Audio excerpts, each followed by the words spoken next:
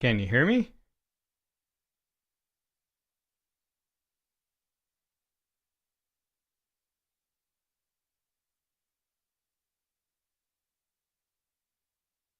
Oh, the chat thing is just like blank. Hey Damon, if you can hear me, can you put something in the chat? I just want to see if it'll work. It'll be pretty funny if the chat. Can you hear me? Oh my gosh, the huge latency.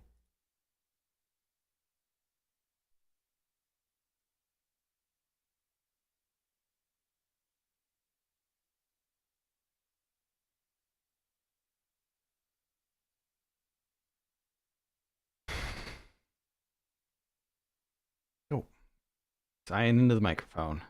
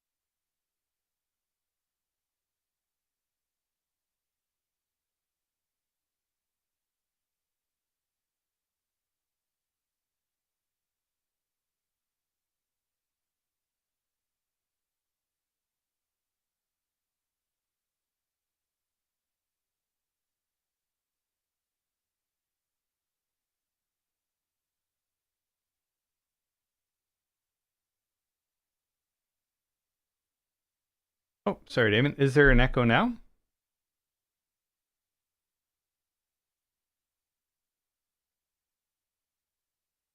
There's actually like a 20-second delay. Oh, I got to mute the live one. That's why it's feeding back. So there's like a 20-second delay with this, which is kind of annoying. And my Stream Deck appears to be a little sketchy on changing screens, so I'm not going to stress it. No what?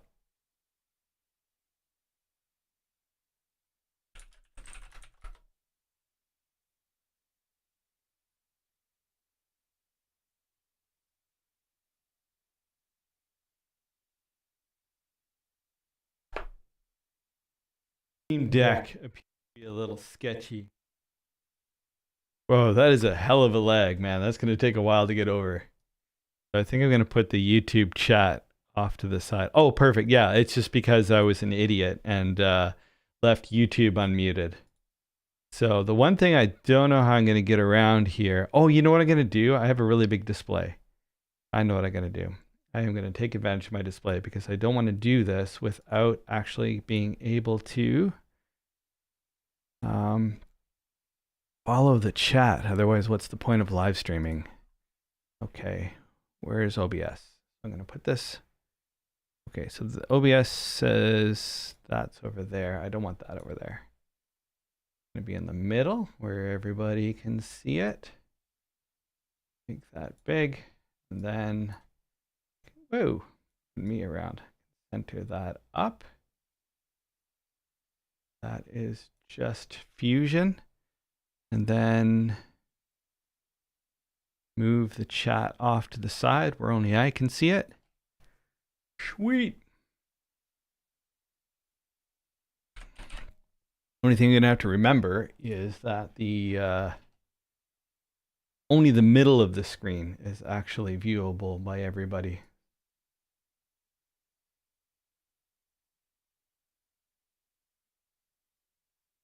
All right, so I'm just gonna open up all of my references here in advance.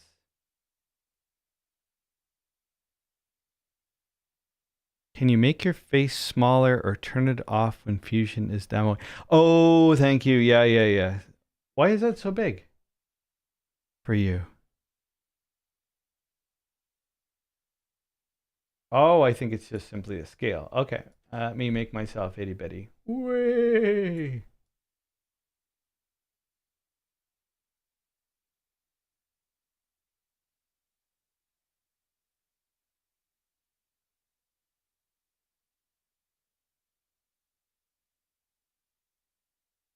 I'm gonna have to make sure I leave that in the center. Drag it out a bit.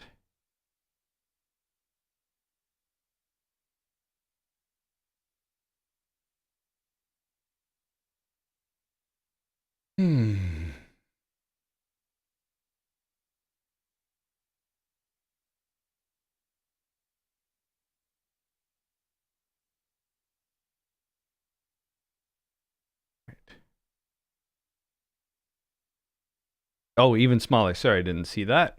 I'm gonna have to learn to monitor chats. Oh my gosh, that's annoying. Okay, I gotta remember to hold that, move that, go back to OBS off to the side. I know what I'm gonna do next time though. I'm not gonna bother this time.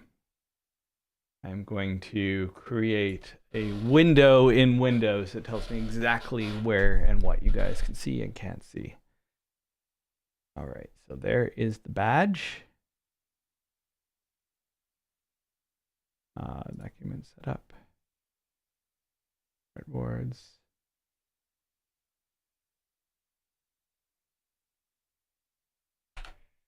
Okay, and then Notepad++.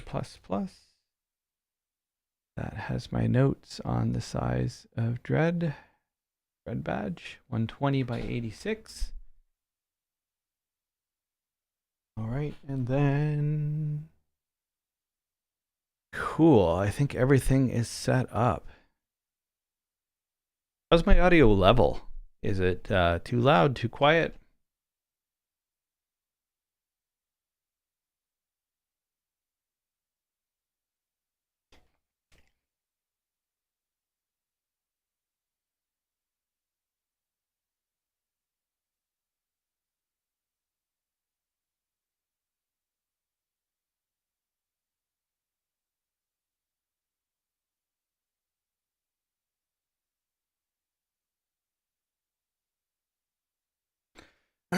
Nice. And I can actually keep OBS over here to move around my screens. So that is perfect.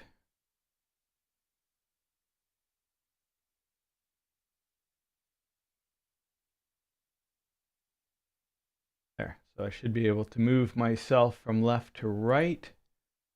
Get out of everyone's hair. Oh, I make myself bigger when I do that too. Whee! I make this a little smaller. A little smaller again.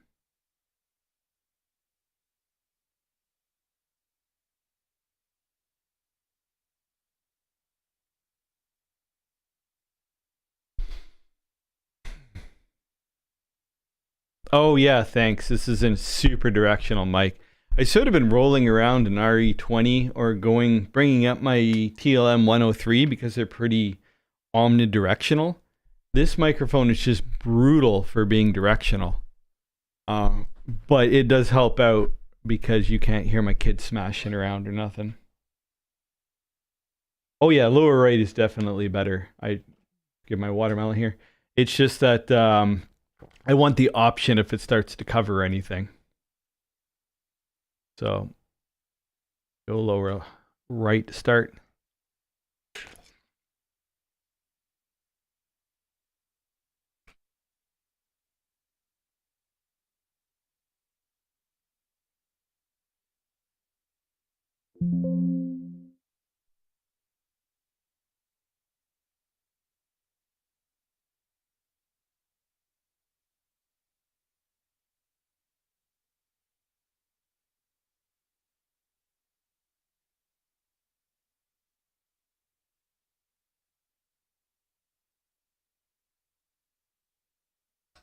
Yeah, when I had this set up before when I was doing events and stuff, and I just had a whole whack of things. I plan on setting that up later.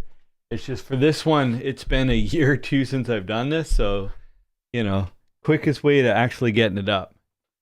I thought of something and then I forgot it. Oh yeah, the actual Dredd badge is downstairs. I've got the Dredd 95 here. This one's a hell of a piece of metal. You can beat an elephant with this. But I have a studio promo of the Dredd 2012 downstairs. So I'm just going to run down and grab it.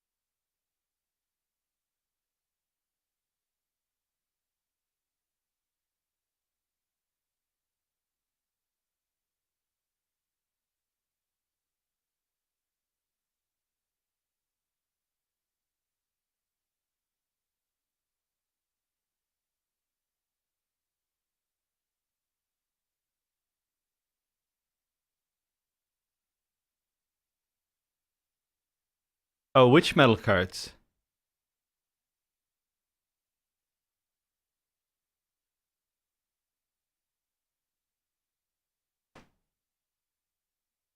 Oh, wow, this lag is super trippy.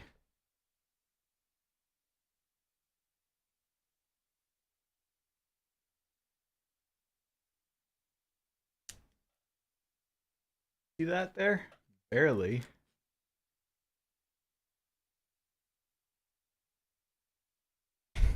And what is wrong with my new... Oh, it's unplugged. Pull up.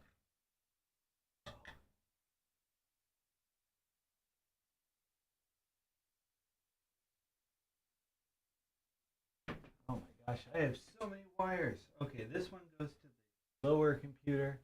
This one goes to the upper computer. I need my freaking 3D mouse. And it is dead, of course. Oh, that one? Sure, man. Just give me a half sec because I'm trying to figure out um, what the heck is wrong with my 3D mouse. I do not want to do this without my stupid 3D mouse. I'm gonna take it out from under here. It's going through a hub. I think that is donking it up. Take it out from wire holders, which there are many. I way over engineered my life. Ah. Okay, so that one. Then that goes around. Oh, there goes my good headphones. Right, floor absorbed the impact. And plug her in directly.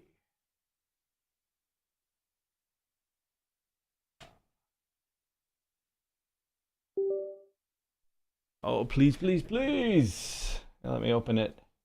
Hey, did you, Damon, did you get the Thompson drum done or started yet?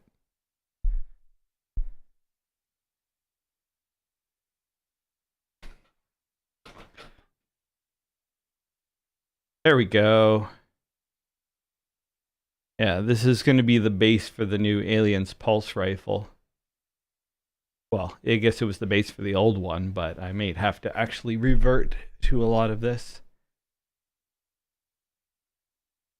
Oh, and just for everybody's reference who's expecting me to actually be showing how to model, it sort of starts at 5:30. I'm just getting started earlier because this is my first live stream in a very long while, and I wanted to make sure it was up and running.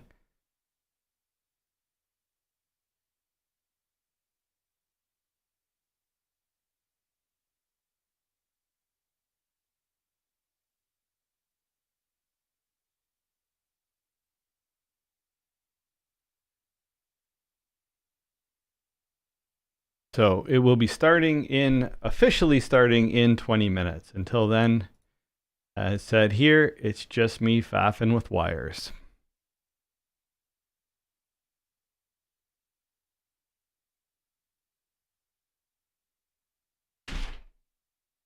But do what now? The metal card? Sure, man. Do you just want to see it? Like, I got a whole box of them. Give me a half sec. You just want me to get some exercise.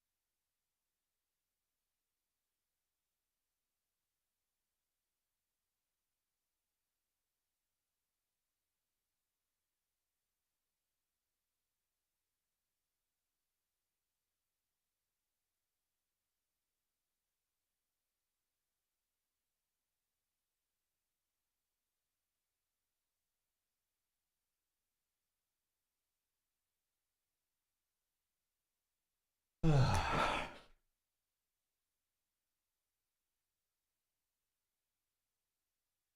no, no, I don't want to do the Thompson drum now. That is your cross to bear, sir. I've done the Thompson with the stick mag for the Aliens Pulse Rifle, and that's as far as I go with replica firearms. Not replica firearms, replica movie props. There you go. So is that what you wanted to see? That's the card. It's all etched in the metal. Created a new template actually so I can cut these in bulk because I was cutting them one at a time and it was taking an exorbitant amount of time. Whoa, gotta get the focus right. And I'm out of focus still. 18 minutes till game time. Until then, actually, why don't we find some more references? Yeah, it's pretty cool. The only problem is, as I said, the one at a time. I've got another print queued up after I finish printing all the last of the lawgiver stuff. Oh, yeah, that video is kind of fun. I'm starting to get more into these little quick videos. It's so funny how, like, I did one on the lawgiver just on the table, and it was just, like, way more views than when I did, like, a video that took me, like, 3 days to do.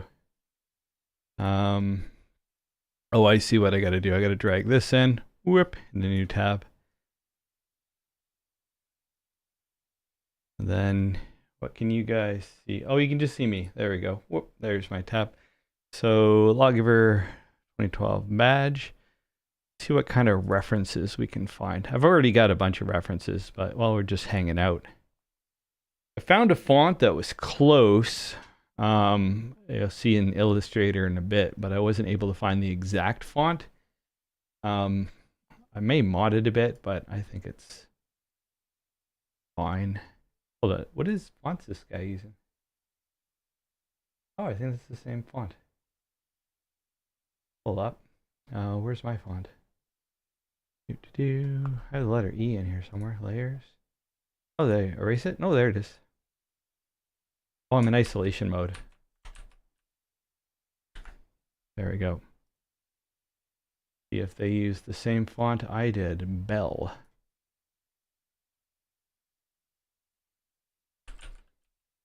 Oh, sorry.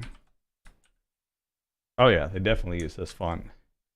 This font doesn't, I can't remember the name of it again. I just found it on a Google search. Quadrangle Rectangle. It's definitely not the same font they used. I'm pretty sure they did it custom. But it is close enough that at least we can get a start. If you look at it compared to Dredd, and then we can compress it down a bit. Weep. And then renew. Oh, hold up. No, not doing that. Not doing that. That is stuff I was supposed to be doing during our little live stream session. Just chomping at the bit a bit here. So I'm going to go back to letter A, close that up, and look for some references. Oh, I'm on the wrong side. Whee! Hey, that's the little movie badge I got. I'll show you. I'm going to crack this open. This is the Dredd 2012 movie promo badge. It's a little pin on they gave out for the movie.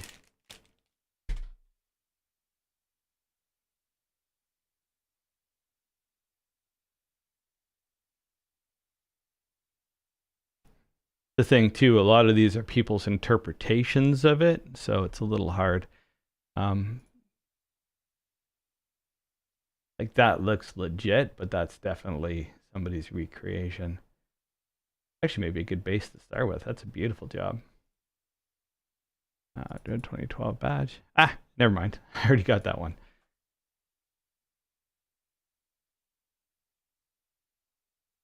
That's the same one again. I guess a lot of these got distributed. So we are 14 minutes to game time. I am going to keep it to exactly the right time out of respect for anybody who actually is punctual on times. Yeah, that's what I want to do. Impersonate a police officer. It goes over super well. Ooh, what is this? Hero cast. That looks good because that's the kind of crap pattern I think. Go to my references. I got one from the movie here. Yeah, that that little ding on the bottom there. And then, oh, I see. So it's still open the same thing. That little ding on the bottom. Little ding on the side. I can definitely see the little ding on the side. So that is definitely going to be my master source. Thank you, Etsy person. That's a good job. A little big though.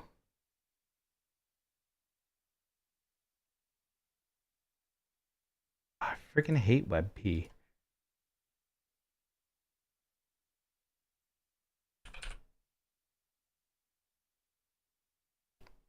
I know there's a way in your browser you can have it default to download as JPEG, but I haven't done that yet. So I'm going to convert it using this crappy online tool. And then boop. And then I'm not going to actually create anything yet.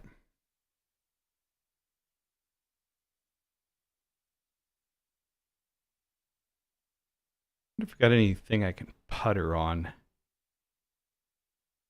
while we're waiting. That's the 4 metal card holder.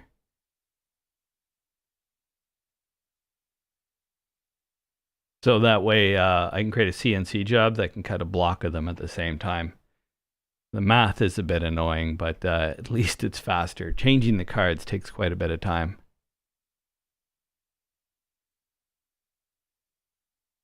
There's the Alien's knife I just published. I do not like the stand. I wasn't able to think of a better stand, but I'm actually pretty satisfied with the knife itself. Oh, I got this all mixed up.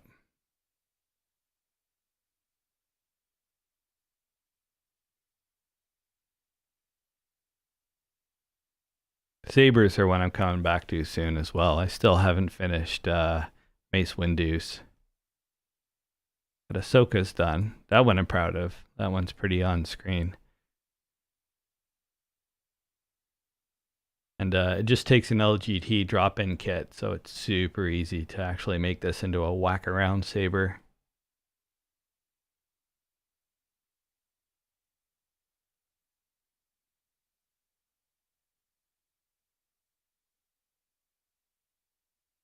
Which, for the knife? Yeah, that's an option to put it on like a vertical stand like that. Won't take as much room up, that's for truth. Maybe I'll give that a go. Actually, I wonder if I just Google vertical knife stand, get any quote-unquote inspiration.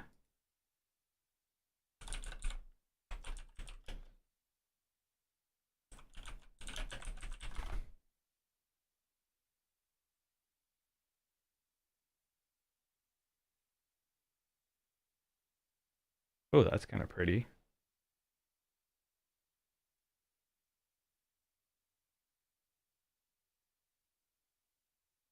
Maybe I'll just do that up for 10 minutes.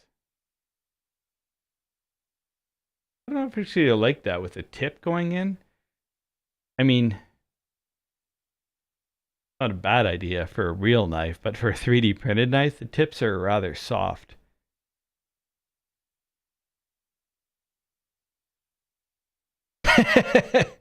Yeah, it's going to have to be out of something a little stronger than PLA.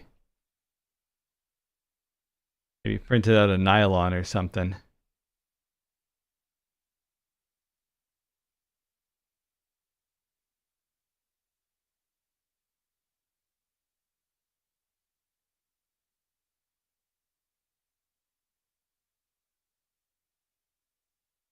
None of these are really singing to me.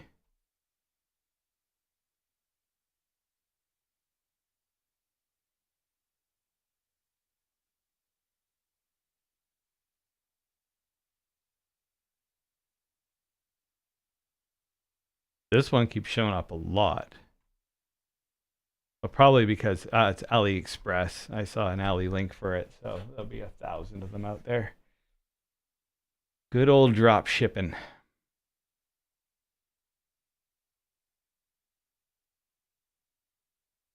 It's got a knife stands. I mean, there's got to be something more clever than just this. I tend to be very minimalistic in my stands, though, because I just don't like wasting the material on them. So at least if you do this one, it's like an hour print to get a stand. I mean, it's only a 3-hour print for the knife, so it felt kind of silly putting a big old stand on it.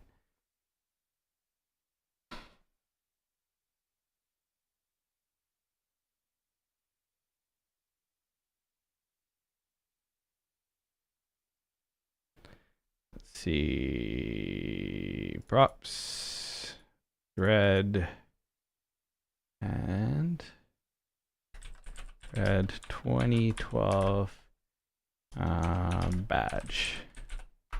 Let's create a file for it.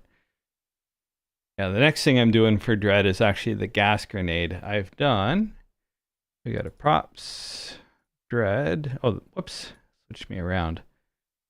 There we go. Let's see. Yeah, the gas grenade's done. I'm just waiting for the pins. I rigged up a wire pin for it and it worked really well, but you can actually buy like cotter pins and like keychain rings that'll look a lot more, how should we say, quality than a bent piece of wire.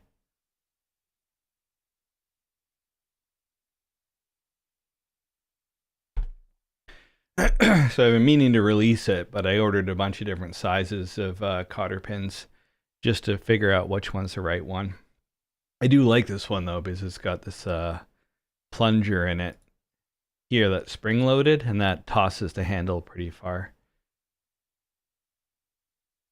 Then where's the other grenade? I did the proximity mine. I wonder if I have a different directory.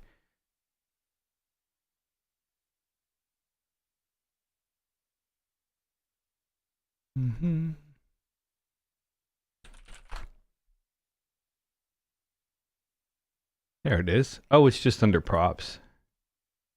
Props. What? I don't see it here. Freaking Fusion. I'll figure it out later. We've been meaning to do a few versions of this as well. Right now it has a little single screw-in magnet, but it sticks on some things, but it kind of slides down on others. So I was thinking of doing 3 or 4 magnets around the outside. Actually, I may just do that. Let's see. What's that?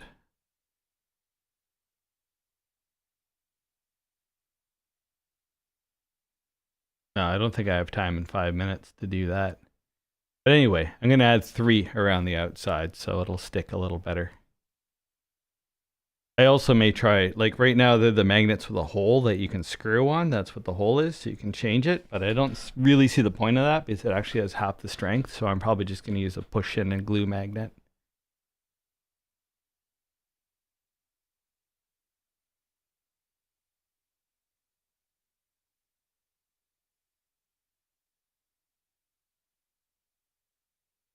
So T-5 minutes. I'm going to use this 5 minutes to eat my watermelon. I'm going to put it on mute a bit so you don't just hear me crunching. Anybody has any questions, comments, suggestions, just put them in the chat. Be happy to answer. And sorry, this one's not super flushed out. If you're just kind of joining randomly, this is more of a test and modeling something simple and cool rather than something that's totally organized. From next week, I'll get organized. But right now, my goal is to live stream without screwing it up. Single sentence goal.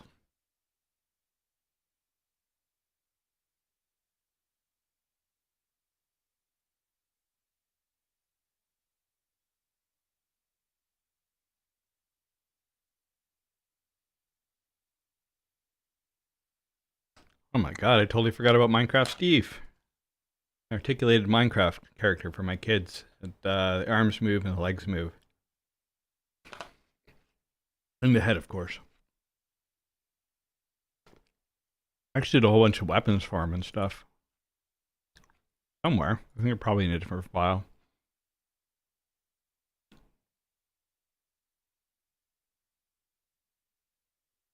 Oh yeah, there you go. There's the axe, shovel,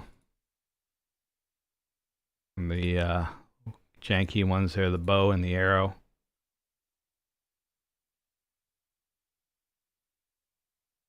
Minecraft's pretty low res. Was the world's hardest thing to model.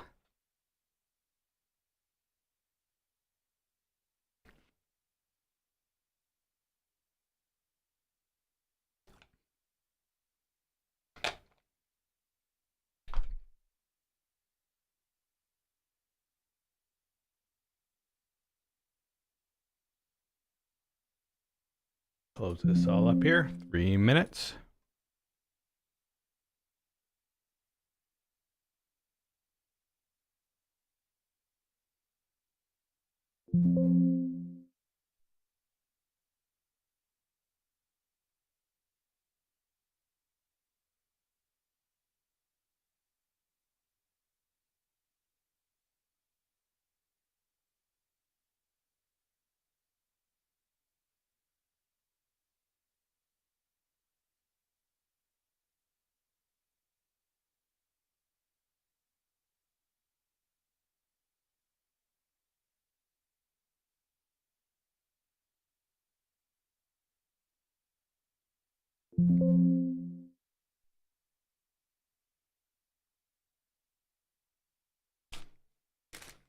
Oh, where's my calipers? Oh, I brought them downstairs.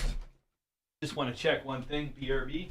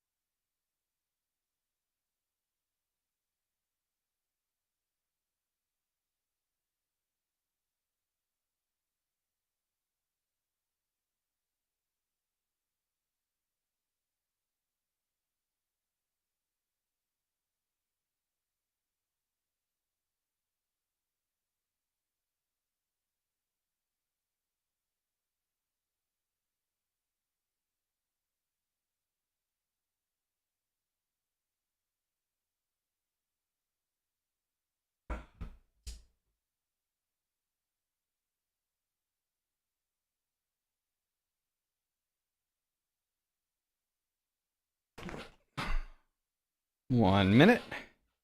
Holy chili, this magnet's crazy. I'm actually hoping I can embed this magnet in one side of it, and then you can either use a metal plate or another one of these magnets. These, I think, are like 80-pound hold neodymium magnets, so that way they can go inside your costume or whatever and hold it in place. The one I got from the movie release just has pins in it, and I don't know about you, but I hate putting pins through my shirts, and if you're doing it with any of your costumes or anything like that, it's not ideal to be poking random holes in your hard work. And we got 5:30, so let's start. So today we're going to be doing the 2012 Dredd badge. I have a studio copy that was given out with a movie that probably isn't the correct scale. When I did a little research, I found that the badge is most likely, and I say most likely because I could only find one source for stats on it, and it didn't really convince me that it was actually accurate, and that was 12 centimeters tall and 8.6 centimeters wide. So I just want to, here, I'm going to make myself full screen there, and then get rid of this little bit of text. Whoop, there we go. Oh, and as we go, this is a live stream, not a recorded video. I mean, at the moment, it's a live stream.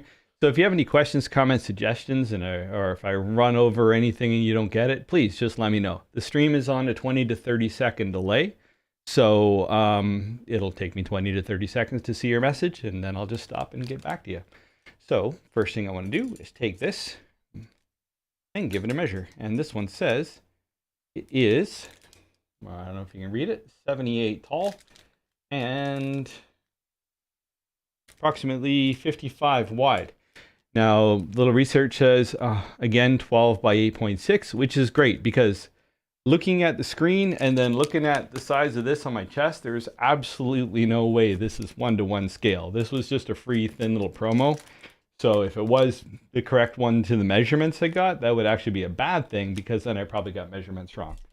So first thing I'm going to do is create a component. I was going to create a sketch, but I forgot about the fundamental rule of Fusion 360. Create a new component every time. So creating a new component, and then I'm going to turn off my origin. The origin is your kind of XYZ point around here. And so I'm going to turn it off there and turn it on there so I know where I am. They're actually in the same place, overlapped. It's just that right now you can see this dot. That means I'm inside this component. So everything in this component will be clear and 100% opacity, and anything outside of it's going to be really gray and hard to see because it's not active. So if I go back to here, it becomes nice and clear. If I go into the component, grays out. So I'm just going to close the origin there, open it there, go to my front, which is where I want it, and then create a sketch. First, I'm going to select my plane. I can do either way. I can click create sketch, and then I can select a plane. If I use my view cube to rotate around, you can see as I go to each one, it will snap to it. In this case, I'm going to go to my front. No real reason to do that. You can actually switch the front around as much as you want. It just makes the most logical sense. And then I'm going to create a line that goes down 120. And I'm going to create a line that goes 86 divided by 2. You can actually just type it in, 43, and then going. Oh my God, thank you so much, Mark. Yeah, there we go. Okay, I'm going to get used to this. Huge apologies. I just deleted everything and restarted. I'm going to wait for the live stream to sync up. And then, oh, actually, I don't have to, do I? So, going from the top again with less confusion. This is the origin I was talking about, the origin point here. I'm going to actually backtrack my sketch and go back to that. So the origin point is your XYZ here. The first thing I do when I, The first thing when I do when I create an object is create a new component. A component holds something. It's like a container. It's like a directory in Windows. So usually I'll keep the main body of something and the stand or whatever as separate components. So it's a good idea to create separate components simply for the fact that you can keep things organized. Also, Fusion has a timeline at the bottom that records all of your steps, and it will record all of the steps and separate components by themselves. So if you ever want to go back and change anything, it's really good to have it in a component. Otherwise, your timeline can get absolutely enormous on the on the root component here. So again, I'm going to go here. I'm going to turn the origin on there and off here. Because again, the origin will be grayed out here. That's what I was explaining before. So apologies again. And then create a sketch on the front face. Give that a sec to catch up. And again, 120 down. And then we're going to go 86 divided by 2. 86 divided by 2, which will give us 43. And then rather go up 43 the other side. One thing I do constantly and always, and I highly recommend, is mirror, mirror, mirror, mirror. So I'm selecting the line. That's my object. I'm selecting a mirror line, and I select the middle line. And that will mirror the line I selected on the other side. I want the badge to be started off, the top corner of the badge. I'm going to hold it up here.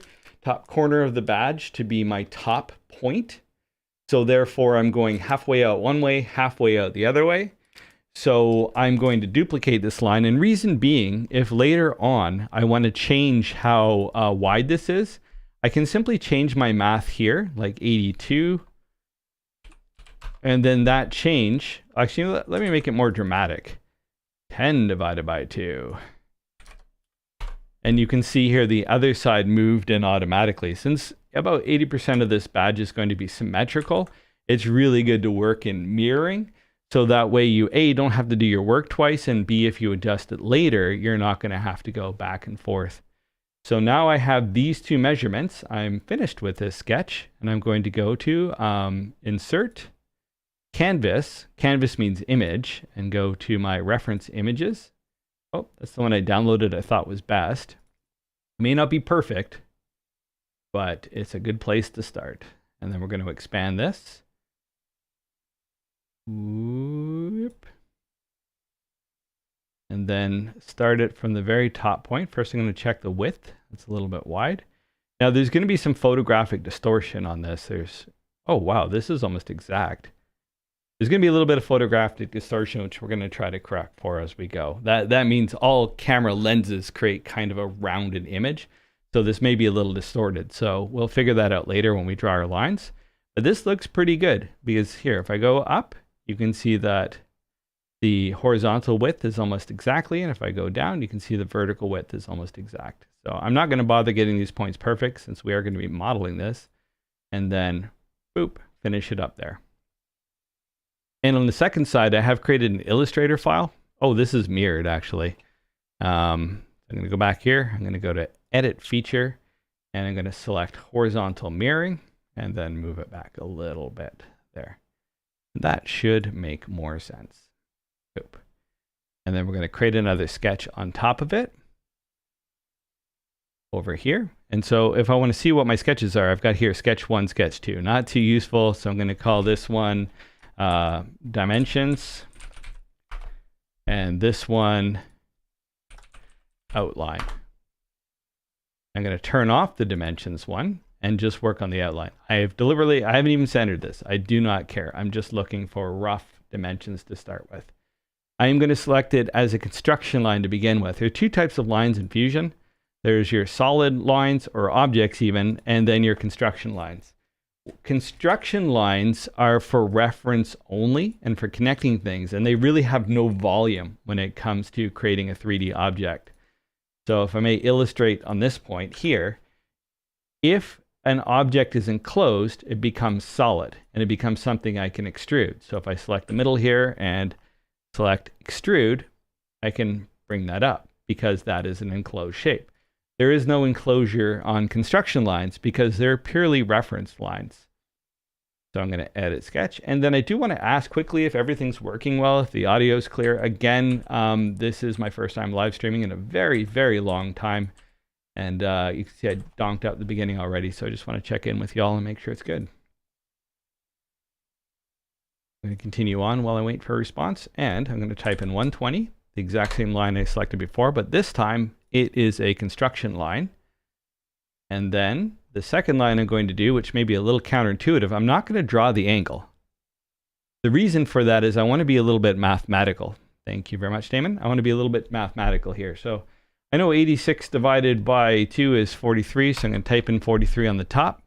But now what I'm going to do is go down by the approximate amount. I'm not going to be super accurate about it to start. I'm going to use a couple other references later to dial it in perfectly.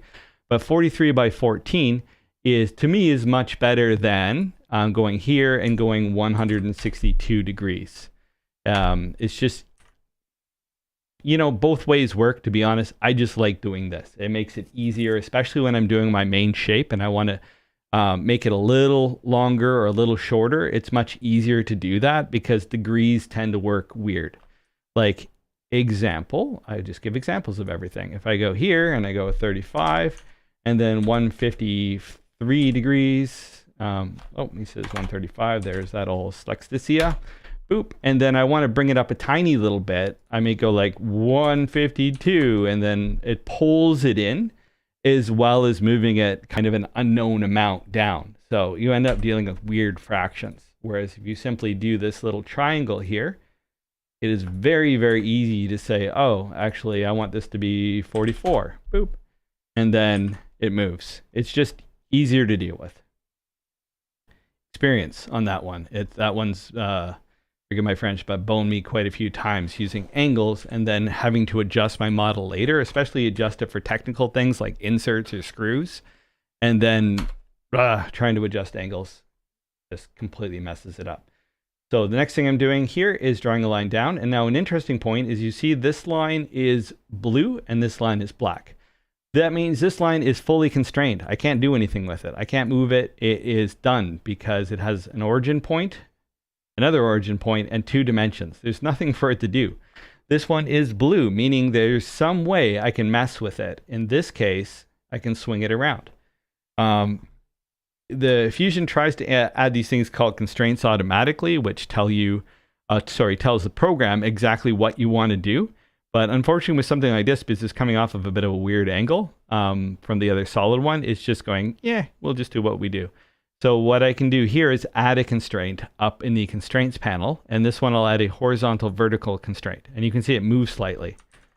So I'll go back and you see there, and then horizontal vertical, boop, locked it in place. Now it's black, it is locked, it is accurate. Next thing I'm going to do from there is add the curved line from here to here and accept. Now, you can draw these curved lines by just going here and then pulling them. See how that pulls it around, but it wants to create a second point if you do that, and it gets all whack and floppy. What I like to do is just go here, and you can adjust the handles later. So I'm going to go to my references. Hopefully you can see as well, because I want to see, is this a sharp corner? Or, oh, sorry, that's Dredd 95. Dredd 95, there we go. We can see on this one that it is a very slightly rounded corner. And this is actually Dredd's, there's Carl Urban himself. It is actually a rounded corner. This is going to be my source of truth. And this one's great, even though it's at an angle, because it does show in the reflections roughly how deep everything is, what angles they are. So awesome. Going back to there. So, but one thing I am not going to do is add this angle here, because I could add that tiny little angle there and then do this, but you know, look, it doesn't track at all. So I'm going to do something else after, which I'll show you very, very shortly, but I'm going to ignore that curve. I just wanted to know it was there because I'll be adding it very shortly. So I'm going to try to roughly have this follow. Now here's a cool thing as well. I just used one reference. I will pull in references later. I will check. This is just, this person says this is a cast off the original one. Looking at the original, oops, that's not the original one. We were just looking at, I think it may be one of those stupid WebP files that constantly wants to open in my browser. It is. Looking at this one, it does match up quite perfectly. Like there is, I hate WebP so bad. Okay, I gotta use the stupid handles. Whoop. There is an obvious defect here, an obvious defect here. And if we look at this badge, there is matching defects. So we're gonna, yeah, I'd say this is probably pretty accurate to what that person said. And hold on, I have closed YouTube. So I can't see your comments. I haven't closed it. That stupid tab thing did it. There we go. Whoop. All right, so we've got this curve.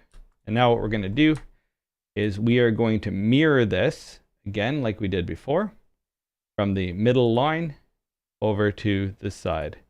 Yeah, WebP sucks hard. And apparently there is a way in your browser to correct for WebP, but I haven't done it yet, but I will soon because it is becoming the default form picture container, whatever the technical word is, file format on the web for images. So here we can already see, oh, and that sucks. I'll finish that line. But here we can see, look, quite a differentiator. This is simply because nobody can hold their camera exactly straight up.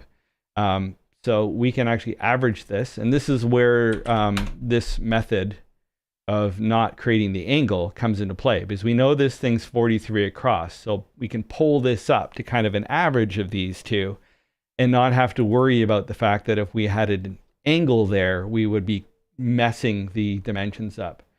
So 12. So 12.5. Boom, 12.5. And in the conclusion of this, actually, if anybody wants their own Dredd badge, doesn't have access to things like Illustrator where you can make your names, just hit me up on Discord, and then I'd be happy to make you one. It should just be a few minutes each, or even if you paste it in here, I guess, if you're not on the Discord. So there's our outline. And we're going to start with this. I'm going to go E for extrude. That's the extrude command up here. And then in my travels, I did discover it is a flat badge. I was going to actually do a curve on it, but it is clearly a flat badge. So that part goes out of the window, which makes it quite a bit simpler. And it is 7 millimeters. So this is where subjectivity comes in, and we can fix this later. If we're looking here, from there to there is definitely higher than there to there. So I'd say 2.4. I give this a 2.4 raise. This one's definitely recessed. So we have a raise, we have a larger recession, a smaller recession. So I'd call, what is our dimension? 765, 4.6. We're going to go 4.6. Another reason, you notice I always work in 0.6s and weird dimensions or weird measurements like that is because I'm always thinking for 3D printing. You know, layer lines are generally 0.2 when you print something like this. So I generally go by divisions of 0.2. There's absolutely no reason to do that. It's just me. So there we go. We got our bad shape. And now for that curve, I said earlier, what we're going to do is go here and we're going to select this line, and then create, this is called a fillet. It's up in the top. It's one of the most basic things in Fusion. You can just type in a dimension. Whoa, I selected the edge. Like 0. Oh, I selected the whole face. There we go. 2, 3. 3 looks good. We can always go back and adjust. I've been 3D modeling for many, many years, and then I used to super stress out things like this because they had to be right in the beginning, or you were going to slice up your object later in order to fix tiny little things. But Fusion has this whole temporal aspect of being able to go back into the past and fix your past transgressions, which is great. Oh, one little thing too, it's an excellent hint, is why am I not doing, this is 2 right now, why am I not selecting all 4 of these? That's because 2 millimeters means a different thing depending on the angle it's going into. So if you look at this is 2 millimeters and it's tiny, and this is 2 millimeters and it's huge, that's because this one is much closer to a 90-degree angle. So I actually want to get this at 1.6 or 1.4. Again, don't have to stress it. I can see the top is definitely curved. So I'm going to add this. So I'm doing, I'm going to turn off the origin now. I only needed it that once. And fillet. There we go. And 1 millimeter, 2 millimeters. That's almost exactly the same angle as that. So they can, oh, even less. 3 millimeters? Yeah. I mean, just eyeball it really. And there we go. So that is our badge shape. Step 1 complete. So this does actually make me think, though, if I go full screen, that the magnet I have picked out, this is, you know, we're talking 7 mil thick for the whole thing. We're talking that the text is recessed in there, and this sucker is already 5 mils. So this isn't going to fit inside. We may have to have this stand off at the back or something, or choose something that's even thinner. There's a lot of neodymium magnets like this that are only 2 or 3 mils thick. I just picked the one I had in my shop. So the next thing we're going to do on here is we are going to create a new sketch, but this is big. We're going to create the sketch on this sketch. We're not going to create it on the origin point like we did before. We're going to create the one sketch on top of the next sketch. This is because if we click on it, we can see that our sketch already includes the outline of the previous shape. So watch, if I turn this off, I can turn our canvas off. You can see in blue that we have our bad shape. That means this is already in here. And the reason we care about that is because if we look at the eagle and we look at a lot of the other shapes, they are actually offset from this initial shape. So rather than having to go in and recreate this or any sort of faff about, what I can do is just go to here and click on offset, click on that, click on -2, 1.8, 1.6, that's, no, that's even too much. Let's look at it. Oh, it's in a different amount. Look at this. So hold on, maybe I have to turn off the sketch to see. No, that's the same. But that looks like it's going into a thicker part. Look at that, that's thinner. That's going into a thicker part. Let's follow it around. It's the same thickness, same thickness, same thickness. Do. And then there we go. That's the reason. This curves in, and this was stamped on as its own thing. So it is slightly lower. So nice. That is easy to do. Oh my God. Thank you, Damon. I will repeat again. I super apologize that I'm rambling on to nothing. I will repeat that again. When did I switch to the... How long ago was that? Okay, I'll just take it from here. Anyway, apologies. Did you hear? Actually, let me see. Ask. Did you see the part where I created the sketch on top of the object? And I'm going to wait 20 seconds for that.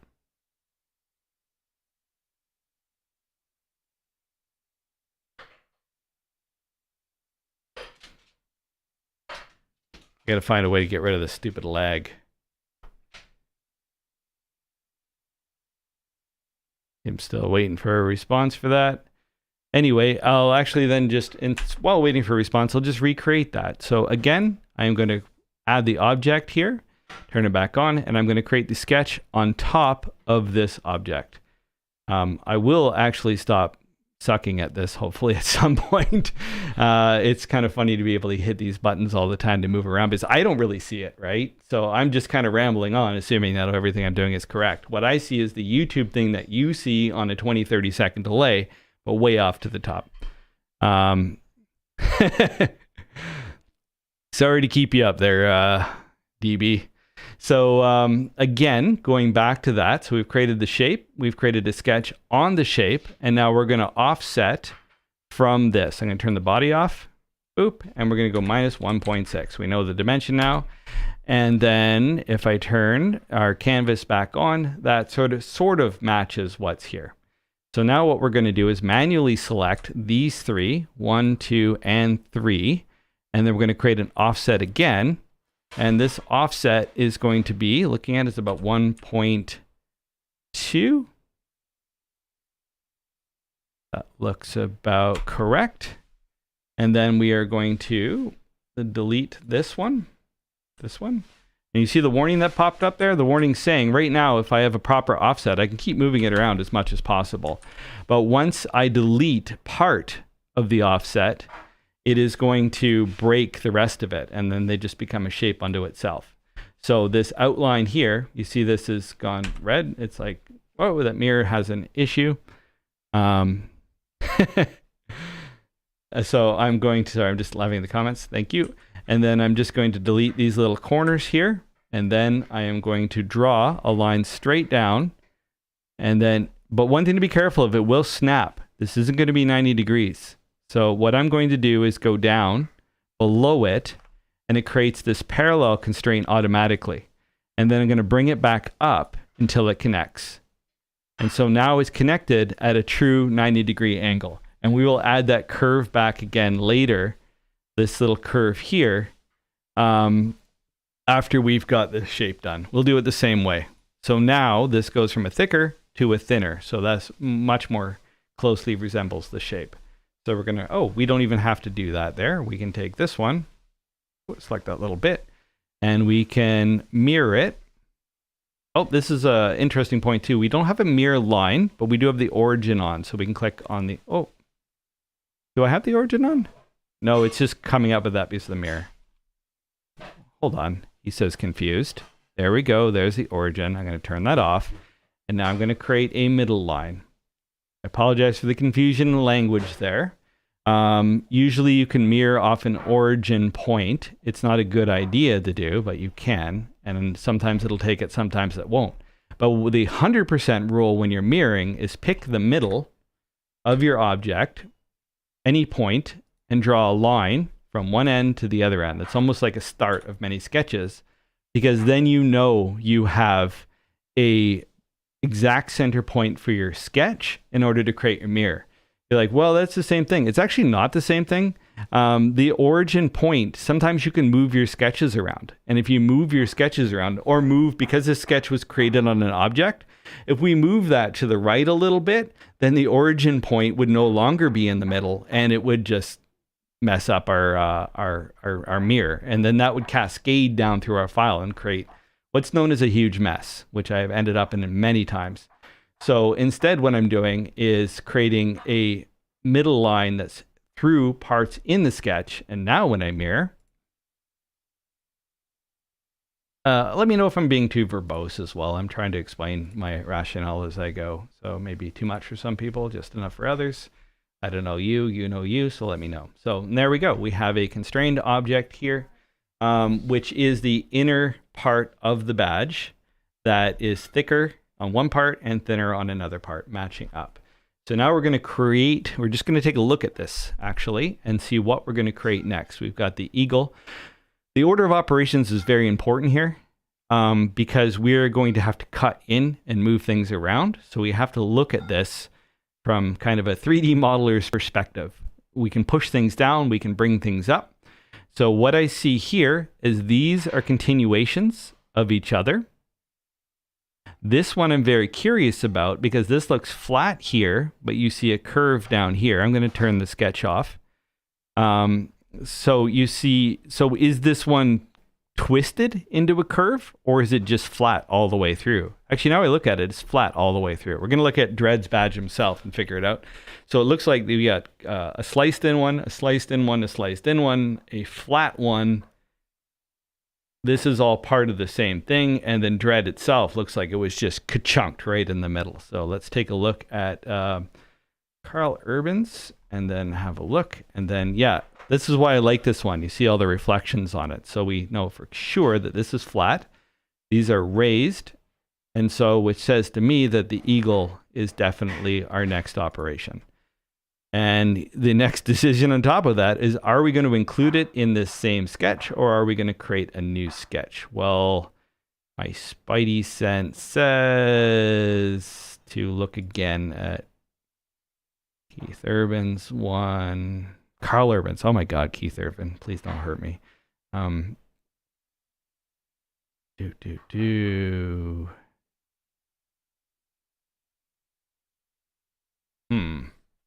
bit of thought that goes into this, because that's punched in. But this is probably the single most important part of it here, is figuring out what order to do it in so we don't end up in a problem later. So it's going to take me a few seconds to actually noodle this out.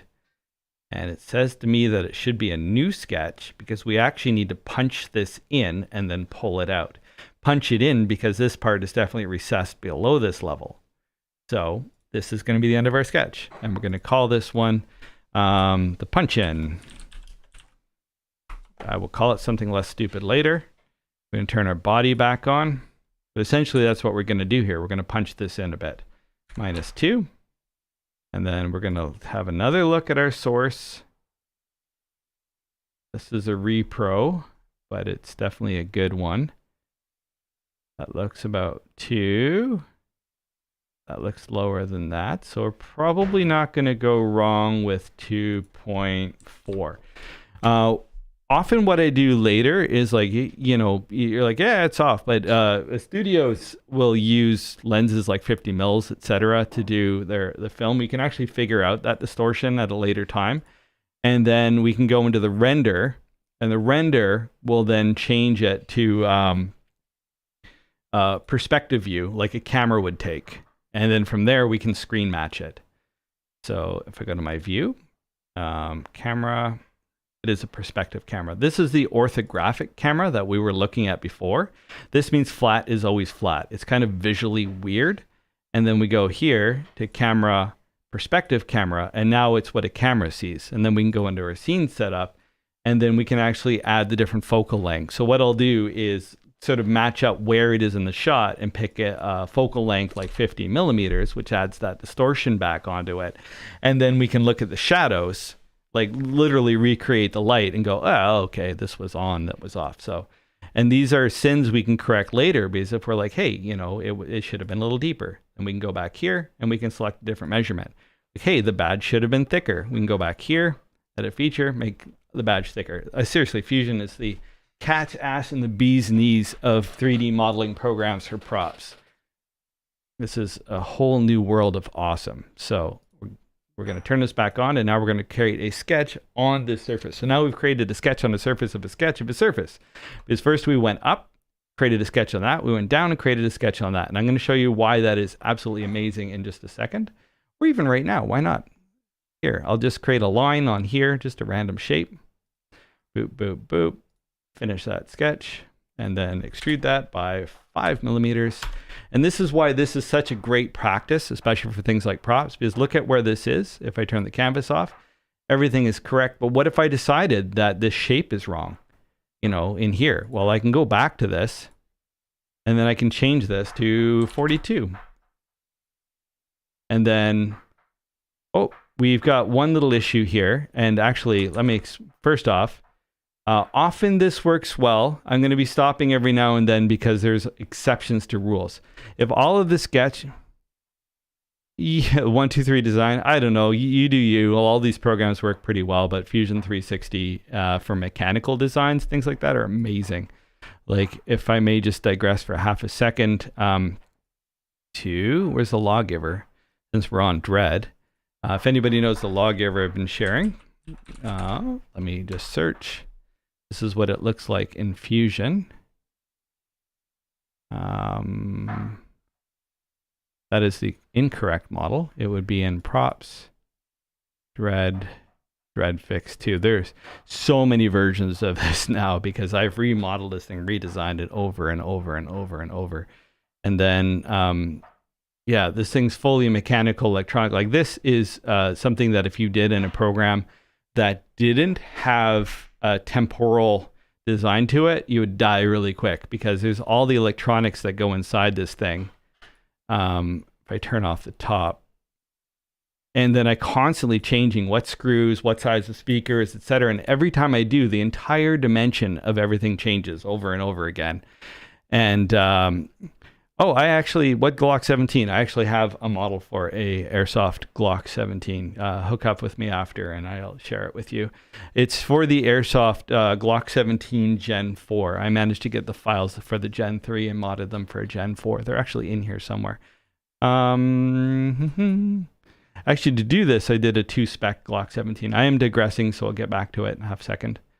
So, boop.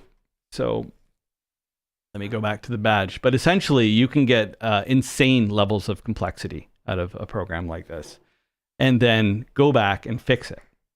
So in this case, let me show you one thing I didn't do right. It's not that I didn't do right. It's do right is such a loaded thing. When I created this offset, if this offset had been perfect, and I had left it as is, then when I readjusted the main shape, this offset would have moved. But if you remember, I broke that so I can go thicker to thinner. So now if I make the dimensions come in a bit, I'm going to actually have to manually make this one come in a bit. So not a problem. But it does, hopefully, I've slightly made clear why you want to do a temporal design. These things kind of, Tokyo Marui, I think I used something cheap. I don't know. Again, ping me. We'll figure it out. I think the Marui was the Gen 3. So in case I have a Gen 3 as well. So boom, off we go. Anyway, back to the topic at hand. So now we're going to do the eagle. And the eagle looks like it is another offset almost entirely. And then we can cut it in from there. So we are going to turn the body off. And we've got this, and we're going to offset it. Boop. By -4, 5, 6, 7. I'm sort of looking for the average from this corner to that corner, and it looks like 7 to start. And I'm going to go back to the source since there's a bit of thinking to do here. I'll bring that back over, which is going to close my chat window temporarily. And of course it resets where it is. So that is definitely even. Turn the chat back on. And so we can be confident saying that's even. Because this looks thicker here than that looks here. But also this one's going over. So it's a bit of tit for tat. So I'm going to leave it at that. Boop. And that we have 1, 2.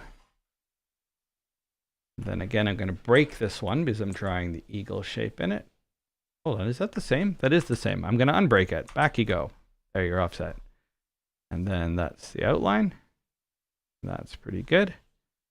Now I'm going to start to create the eagle. Actually, see, this is another an annoying thing here. That's the outside edge, but I can't see it because I have to mouse over it. So what I can do actually is hold down Shift and select all these things.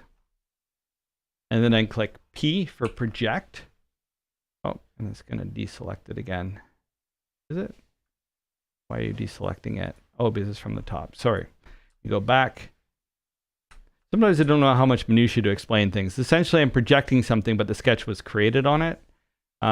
So it sort of gets weird about that. So what I want to do is open the sketch underneath and project on from that. So I should be able to project this. I'm going to click P just to check it. And there we go. There's a projected line. So that way I've got the line. I know where my top is. So this is probably a little by hand here.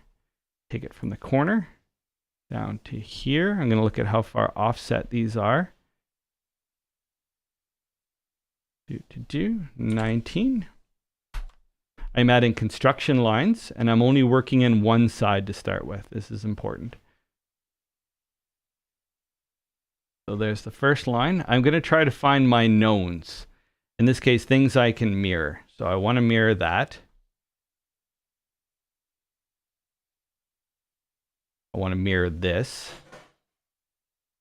And I'm going to take my construction line off because this is going to be an actual line. Oh, actually, I'm going to put it back on. And I'm going to go from here, and I'm going to type in a number 8 there. That way I have an origin point for that line. And then I'm going to go here. I like to pick even numbers, 15. I'm trying to follow how far off the picture is as well. And this is going to be 43. When I mirror that, it'll show me how far off it is. Sometimes I do use angles. And then this one goes up. That is going to be 18. Just take it down a bit. 67.5. 68. That looks right. Then go from here. So I'm not going to do any curves. I'm going to add them later. So I'm going to go over to here a little bit. Okay, that's there. 2.2. Screw my thickness for that. And create a line. Going there, 9.5. So I created a construction line here of 2.5 because that's the thickness here. And then I created this line going down, and these have what's known as a perpendicular constraint. This is added automatically by Fusion, which makes them 90 degrees, which means that these two lines are going to be parallel. Yeah, I could have mirrored this line, but I need it to stop here. So it's going to get into weirdness. So I'd rather simply, well, do what I just did. Then, looks like there's maybe a gap there.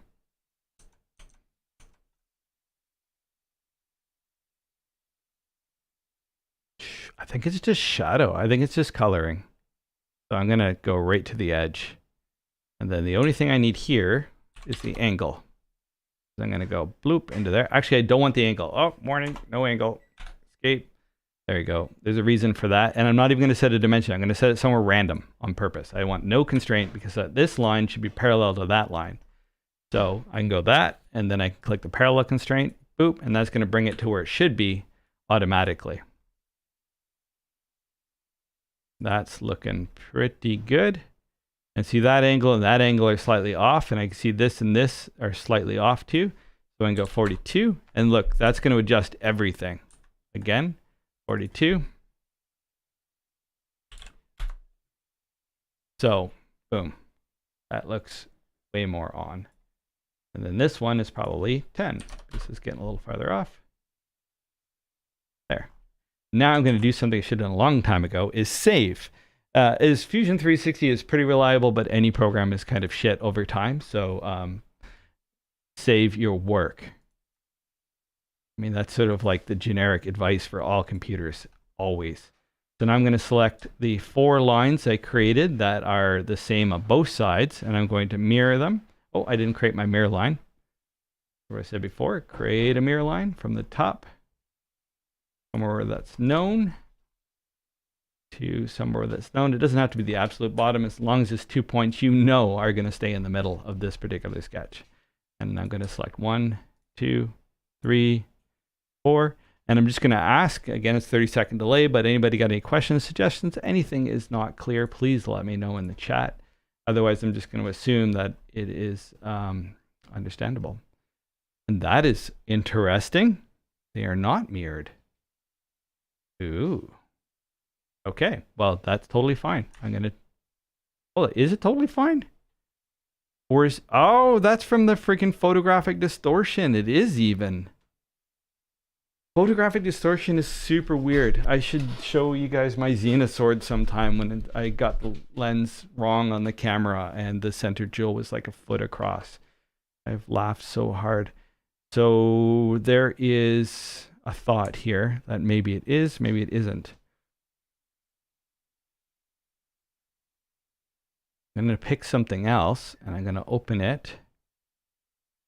Here, I'm going to finish this sketch and we're going to solve this at this point. I'm going to go all the way back in time to the beginning. Whoop, this is awesome. And I'm going to import another reference. I'm going to turn the dimensions back on because it's sort of like, if you look at the way this thing's curved, it's definitely off. And then it could very well be this is symmetrical, but it's so far off that I want to solve that. But it does look like it. Look at how much wider this is than this. Cameras, especially if this was taken with a cell phone camera, they're teeny little dots. So they have insane fisheye. That's one of the biggest reasons that I love these newer cameras with 3 and 10 times zoom. It isn't just because you can zoom in. It's because you can actually eliminate the insane fisheye effect that phone lenses generate that create something that whack. Like if you look at it, I go forward, you know, look at how far that off that is. If I was to take that with a 90mm or 135mm lens, I'd probably get something pretty true to life. But with a phone camera, the tiniest angle can create huge discrepancies. And in this case, it's really big because of where the head is. So I don't just want to, you know, is look, the head goes in here. So it very well may not be symmetrical. So in order to solve that question, I'm going to insert more references. Insert canvas, insert from my computer, and then go to Dredd 2012 badge. This one looks pretty good. And I'm going to select the face and drag this.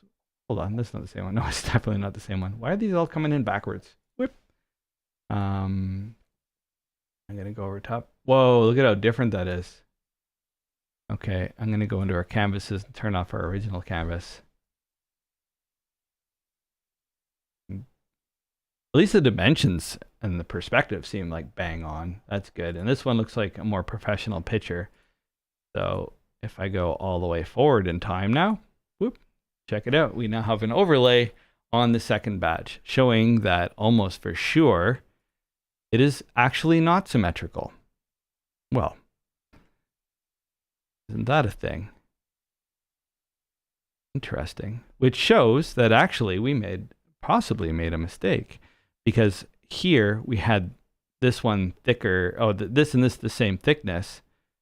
Well, I guess, you know what? This is a thing. This is a quick tutorial. And if I go into this amount of detail, this is literally going to take all night. So I'm going to just do some assumptions, or should it, let me ask you guys, you know, how many we got on here? Just a few, so do you want me just to spend as long as it takes to go through it? Or do you want me to go through all the little minutia? Do you want me to not worry about the small details? Like what is the preference on the way you like to learn? Just taking a little survey here.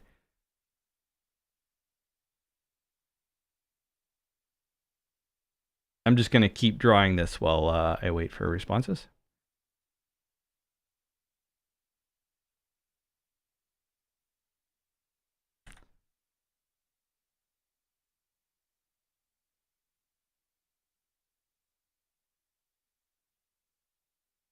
So that is good, that one. I like little symmetrical things. This one looks like it lines up with this. So I'm going to line that up with that, boop, and lock that onto there. That gives me the right angle. And go down to here. And this one I am just going to eyeball. I don't have to make that perfect now. I can add it in later because these I can then move around. Yeah, for sure. I just realized there and I'm like, oh, I'm like I'm going to get so far into the weeds that this is going to take like a year.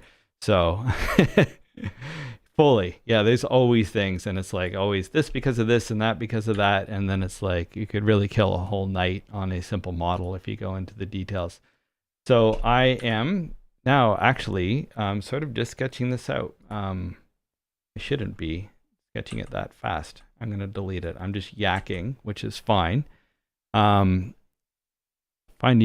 not so worried about the fine details, more about the technique. Well, there's parts of technique in especially if you like prop modeling, the whole thing about photographic distortion. I mean, that could be like 10 hours unto itself, but it so matters because you can see here, I have to start making pretty in-depth decisions pretty quick because, you know, is it really off center or is it the camera? And that will just affect all of my decisions from that point on.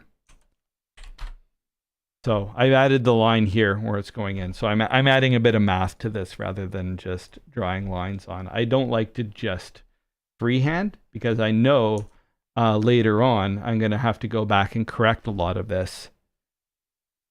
And so having these dimensions in there allows me to go back through later and keep making corrections. So I, you know, typing 42 or 43, etc.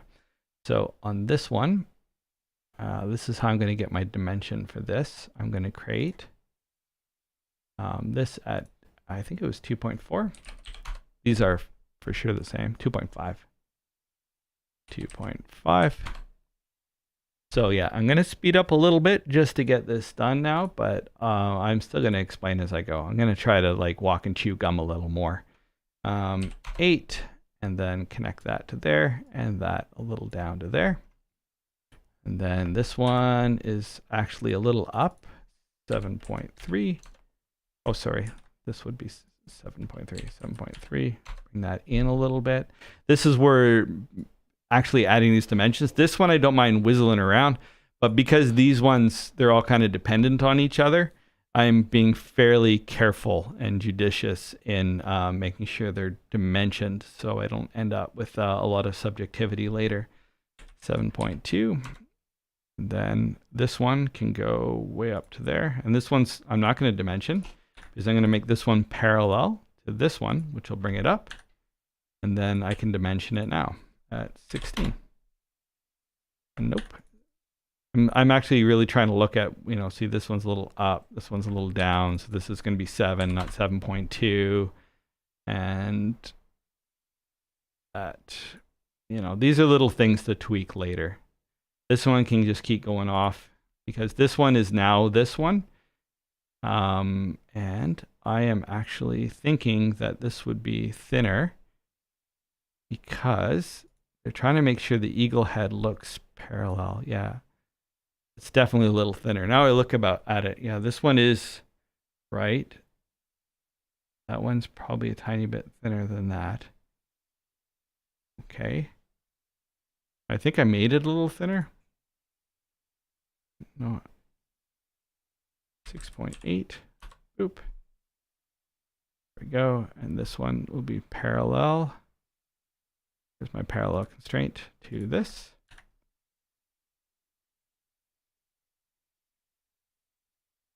So my thinking here is like, look at this. That lines up really well to that. That's really far up. Because now I'm thinking that it's not symmetric, that maybe this line is actually thinner than the other line.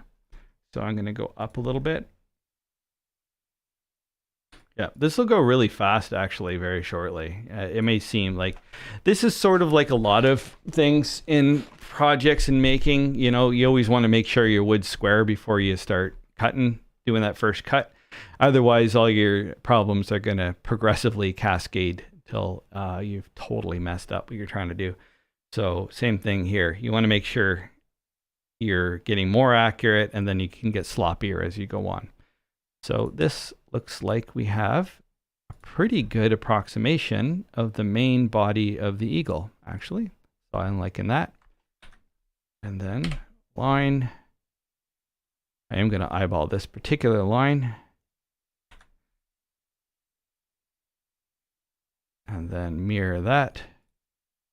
Select there, because the bottom for sure. Yeah, you see, this is proof that these are not symmetrical, because the bottom here, when I mirror that, is symmetrical. So there you go, discovered something. And then this one here actually is a curve. I'm going to look at my source again. Yep, that is a curve. I don't know if that's supposed to be sharp. Where's Carl Urban's? Oh, actually, I can close that. Yes, it is definitely a curve. So I can select my curved line from here.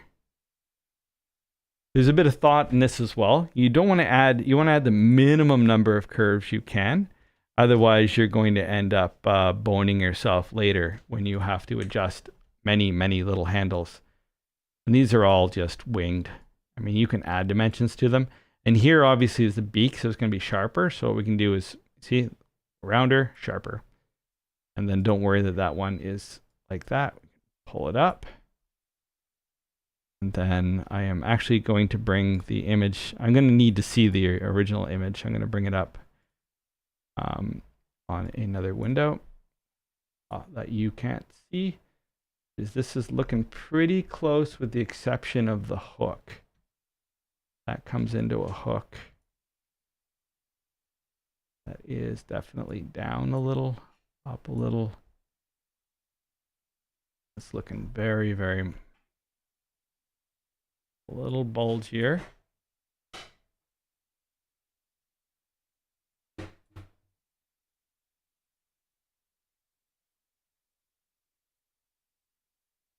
Whoop. There's a definite little curve there. So I'm gonna try. That's looking pretty bang on. I'm gonna make that a little wider. Then I can adjust that later. And that should be our eagle. Hold on. Oh, I mean, with the exception of the fact that I forgot the top of it. All right, so that it goes from there to there. I'm just gonna draw that way off, because that one needs to extend from that one to there. And this one needs to be parallel to this one. And then if you want to bring a point in, you can drag it in. But if you want to connect a point to another point, you can select this coincident tool and just select the 2 points and they lock together. So now since this, oh, it did get parallel. Okay, so now since these two are parallel, we'll move that up and down and it should stay very, very still. And then to lock that, I just need to dimension this tiny little thing here. That's going to be 1. 1, 2, 3, 4, 5, 6. That looks like it. Finish. And we can, see, turn off our sketches. Make sure this is all still looking good. Oh, I've done a stupid thing here. That feature, this was supposed to be, hold up. I know what's happened. Oh, what happened is before, remember I extruded that little circle to show you the relative dimensions, or that little jink thing, the triangle thing? Well, it's still, since I removed the lines, it just extruded the entire thing in behind it. So, haha. So I can just delete that and go into here and extrude this. And then I am looking at the badge in the other screen. 5, 4. Actually, I'm going to show you a bit of a technique I will not explain too much, but I'm going to edit feature. This is 4.6, so modify, change parameters, add a parameter called thickness, and the dimension is going to be 7. And then I'm going to go modify. You can add parameters. This is, so this should be thickness all. Oh, it doesn't like the dash. I forgot about that. And then thickness body. And that was 4.6.6. And then when we extrude this, this allows you to do relative dimensioning, which is great. So we go equals thickness body, thickness all, minus thickness body, and then, right, I don't need equals, that's an Excel thing. It should actually probably be the other way around. I want to let me do that. Thickness body, yeah, minus thickness all. Sorry, I went the other way around. I think somehow I got thickness body. Now, got that wrong somehow. So it's 7 minus 4.6. So, yeah, it is thickness body minus thickness all. And then that should go the other way. And then we should start with minus to go the other way. That should bring it out. Crap. I've done something wrong. I'm having a brain fart. Anyway, that's a great technique when I don't screw it up. I'm not going to bother. I'm just going to go 7 minus 4.6. And right. Oh, I see what I'm screwing up. My brain, because it's 7 mils from the bottom, but we're already starting on an offset of 2.2. So 4.6 plus, yeah, I don't remember what the bottom thickness is, so I'm just going to go 4.6 for now. A good way to check is to go E minus 7. It goes all the way through minus 0.4. Edit feature. Apologize for the brain fart, but in the trying to be expedient and not do too many things at once. I'm just going to faff this. 5.2. This is a trick. I'm just going to go until it, minus, until it cuts through. There, 5 point.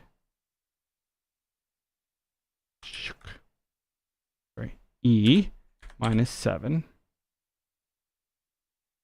That is 7.2. That is cut through. There we go. So edit feature. 4.8. And now if I go E7, it'll cut it through, meaning it's 7 millimeters thick. Wow, that's one of the longest brain farts I have had in a while. But that would be the outline of a Dredd badge.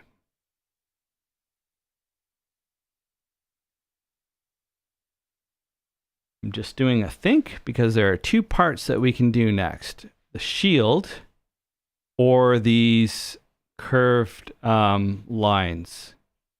I'm not going to do the feathers until the end. We have 1, 2, 3, 4 more features left and we're done. This isn't the world's most complex model. So I think the shields, insets, and the feathers are going to be super easy. They're actually, I thought they were all curved, but they're actually pretty flat. Let's do the shield. Turn that off. And I'm going to create a sketch on this sketch again. Create sketch. I'm going to create a center line that goes down through everything. Whoa. There we go.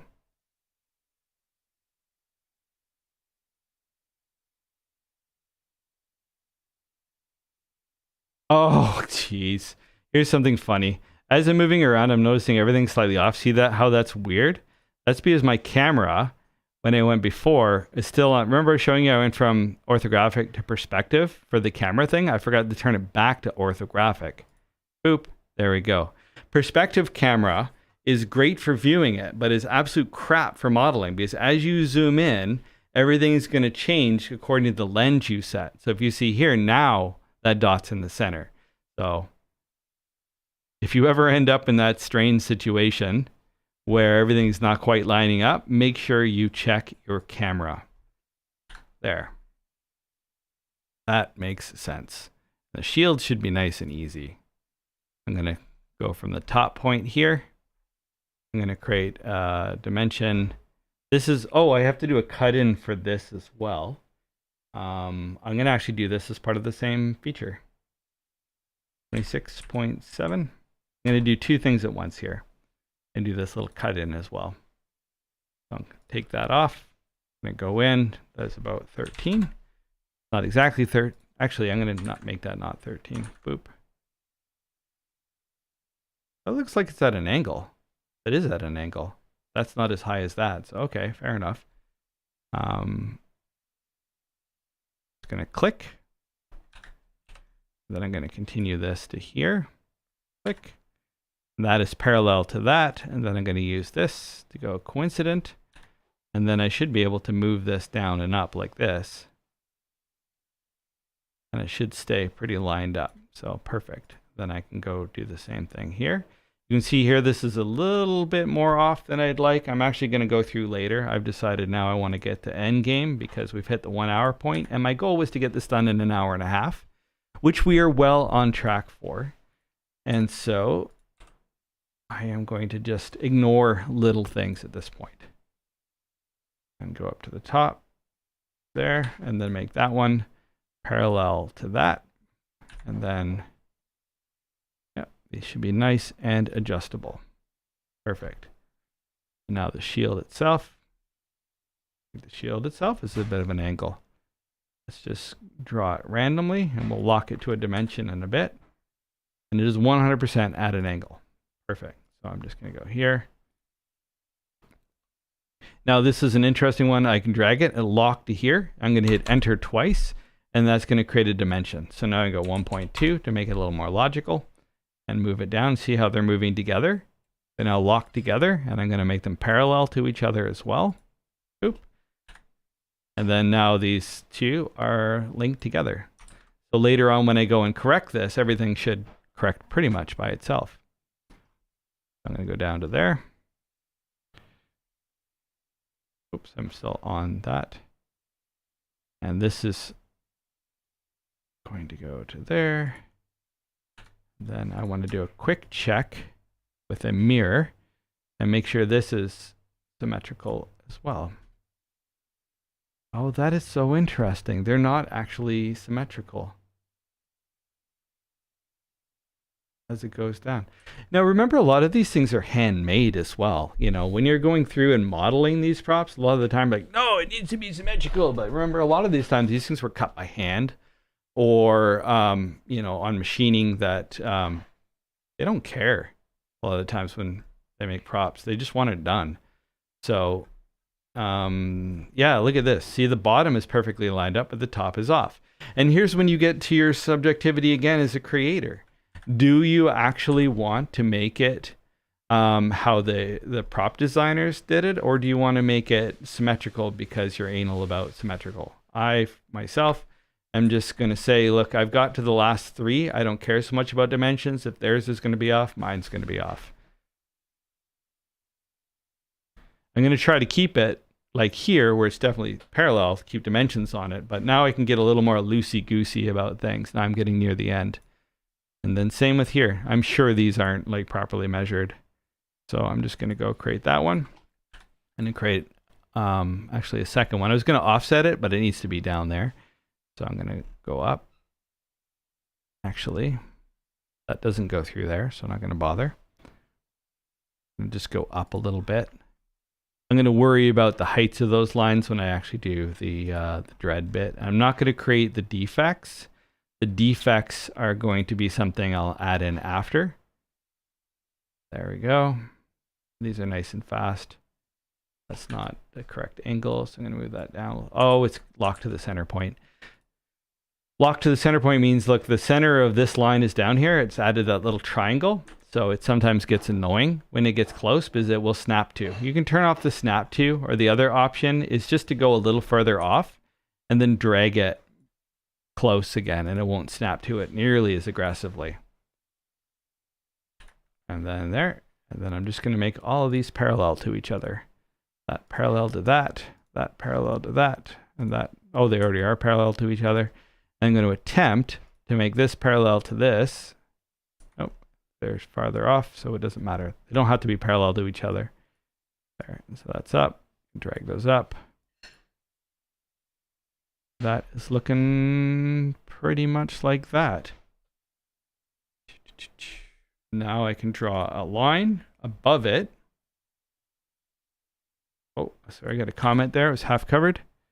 Like the Stormtrooper, yes, actually, that was one thing I talked to the 501st about. I was laughing. Apparently, if your Stormtrooper helmet is too symmetrical, they won't accept it. That's one of the reasons they won't accept Black Series helmets, because the original Stormtrooper helmets were all jank. And the point of the 501st is to have fun and mimic the culture of Stormtroopers, which is essentially a lot of the new Hope props were made quickly in the middle of the night, and they didn't set properly, and all that other wonderful stuff. Hilarious story. So that looks pretty good. I think we're done that one in a sketch. Yep, I'll say this. And you notice I overlapped on here. That's because I'm going to be cutting all this out, and so I just want to raise these higher so I can cut it out. We'll show you in a sec what I mean. Looking good. Turn it to the badge, and this one I'm going to go there. I'm going to go E and extend to object, and this one. Since this is the height of the badge, and oh, actually, I'm going to look at my reference again because I think that maybe those side bits were lower. Actually, what do I got to do? That's how I'm going to do it. Very def. Looking at there, that looks parallel to that. That looks a little higher than that. I believe they are at the same height. I'm going to keep them at the same height now, for now, and with a caveat that I may change that later. There we go. And now that's looking pretty much there. And so this one and these little ones, actually, hold up. That's inside too. Well, a lot of this is reset. Oh, it's not recessed when I look at my other picture here. Whoop. So that's right against it. So I'm going to actually add another feature onto the sketch because this part's raised, this part's raised, this part's lower. So I'm going to actually build the first part of these fins into, I don't know if you call them fins, but I'm going to build them into this particular sketch so I can do both of these at one time. Oop. Again, I don't want to be precise about that because neither was the prop creator. Go there, and then I'm going to make that one parallel to that. And I'm going to bring my chat back up in case I got anything to say. And then make sure that's parallel to that. It should say, yep. The error here means that the constraint was either already applied or there's another constraint that conflicts with it, which is fine. That means essentially it is correct. So that part's higher, that part's higher, that part's lower. That looks good. So we're going to go here and we're going to just, for the sake of getting her done, I will play with it later. I'm just going to raise it up 2 mils. Then let's have a look. That is looking much, much closer. All right. And the next thing I'm going to do is these guys here, these little curvy bits. I'm like, oh, I got to adjust that. They're further off. But yeah, you know what? I am going to adjust that. Sketch was that? Edit sketch. I'm going to take this one and this one. I'm going to offset them. Oh, they're already an offset from here. So I'm going to delete that offset. So you can't offset an offset. And so what I'm going to do simply is delete the offset. And now I can create another offset. Well, come on. One more of these. It still has it. Okay, I'm going to go the other way. UN program. Because it's offset from something. What is it offset from? This. So you can offset that. So offset and 3, 4 there. And then I'm going to go add this. Add this. And I'm going to do a new operation you haven't seen yet, which is the trim tool. Little scissors. Trim. And then I'm going to delete this one and this one. And that's going to move this down where it should be. And then this broke an operation, which is totally fine because this is what happens. I'm going to edit feature. Oh, just give me a half sec here to get this figured out. This is what happens when you start fixing things. You end up with a bit of a problem where you have to step forward. So that one's going down, which is fine. This one's, so that one's raised up. So this one no longer has any dimension. What was this one? Bonus points if you remember. I know this one was this. And that should be raised. And that's correct. Let me turn the sketch back on. Anyway, it doesn't matter. I'm just going to delete it because we'll figure it out later. I'm sure that was important to somebody somewhere, but it is not to us anymore. So there we go. It is corrected. It is now a little lower. And we can create a new sketch on this pondering whether to do this one first or this one first. I think I want to do these. We have 3 more operations left. Start. One overlaps this.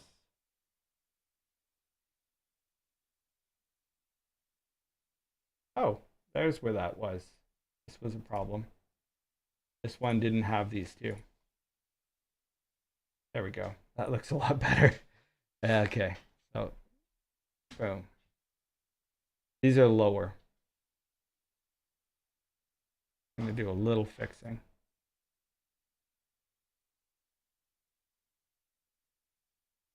Move this down a little. These are mirrored, so you see how they do the same thing.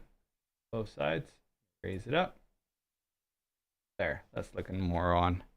And then at the end, I'll be doing a whole bunch of that too. So this doesn't have to be perfect straight off. That is the true power of Fusion. So with this one, I'm going to go very, very quick. I'm using this as my parallel. I'm going to go up and attach that to that line.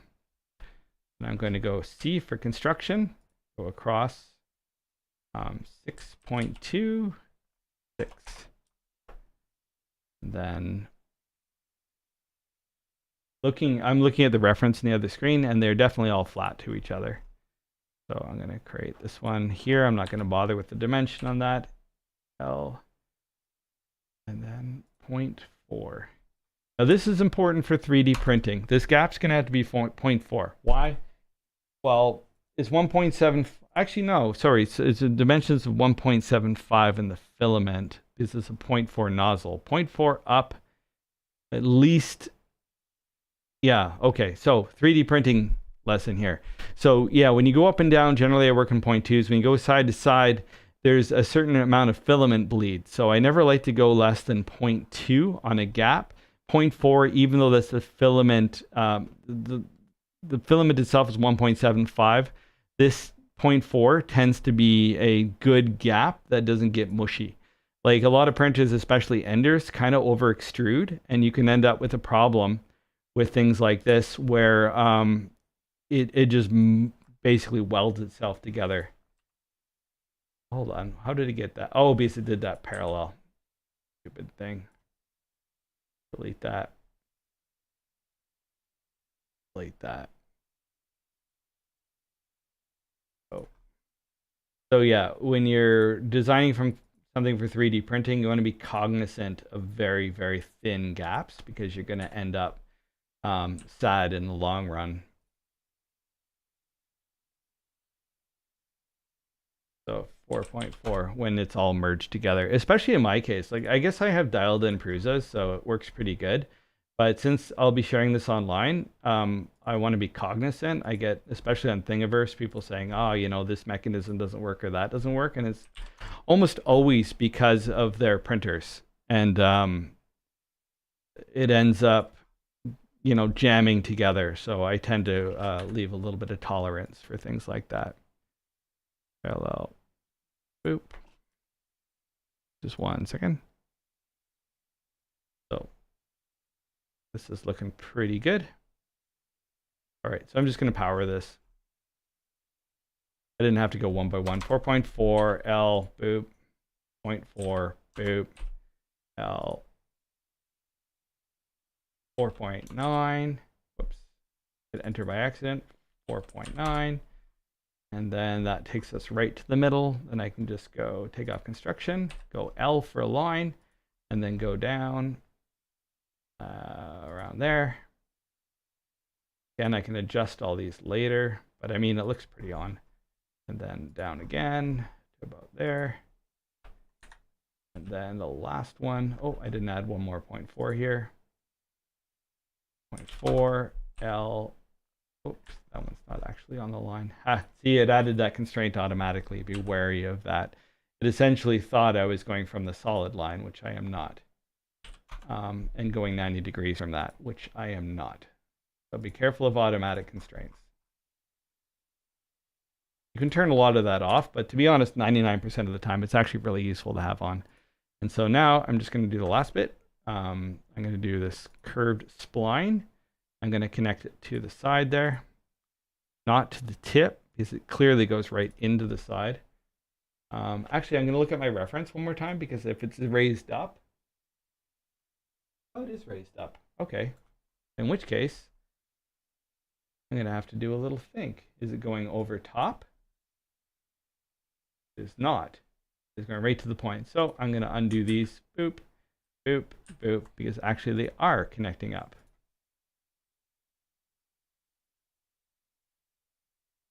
Let me check Carl's badge here. Yeah, they're definitely raised up. So I want to go to the edge there. Bring up my live stream. There we go. So we are on the rush to the finish. This is one of the last 3 features we will need to add. And so from here, I'm going to constrain it. Oh, sorry. I'm going to constrain this one to be tangent. Can it be tangent to that line? It cannot. Can it be parallel to this line? I think it's a curved line, so it cannot. In which case, if it can't be that, I'm going to grab the handle and I'm going to just drag it to where I think it's good. We're going to eyeball it.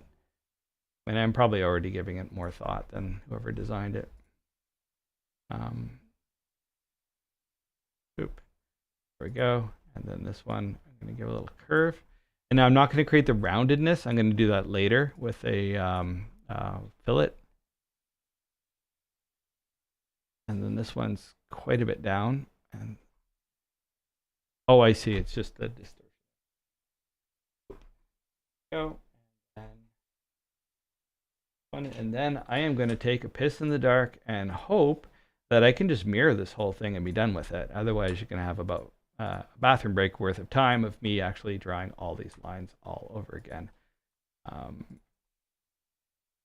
believe it is symmetrical in the bottom because we checked this out here. Oh, and then I didn't add my middle line. Haha.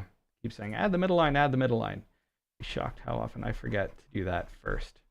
Middle line. It goes to a known point on the object. Doesn't want to bind to that because that's a curve. Whatever.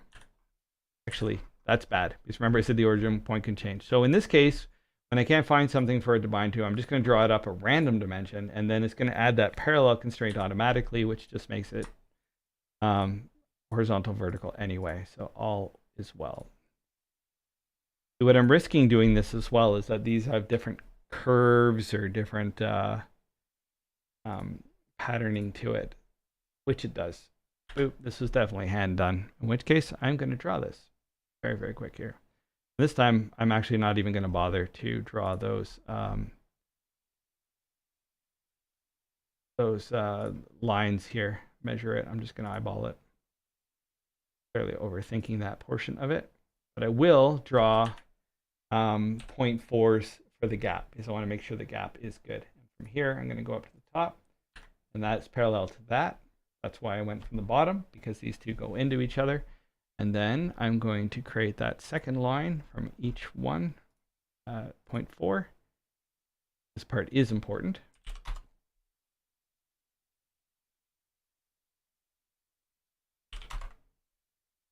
Yeah, fine. If you have any questions, comments, suggestions while I am puttering through this, or just want to chat, knock yourself out. Oops. There's a problem. Doesn't want to follow that. I can actually make that a little higher. It's going to be like 1,000th off. Who cares? There it goes. There we go. I want it to connect. Geez. I'm going to remove that constraint manually this time. There, and just stick it to that. Remove that constraint, stick these two together. Fine that it's higher, but now I'm just getting anal about it. Boop, there we go. All right, and then, oh, got one.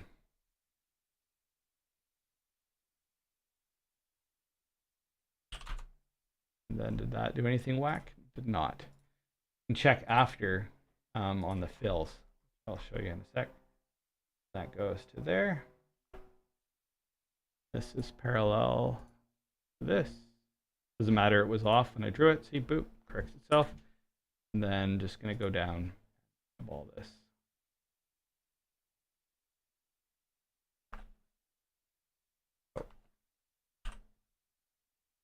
Sometimes Fusion does that. When you draw a line, it draws another little line. It's almost like a mouse bounce. It drives me crazy. It's never a big deal. And the last one there. I go into that.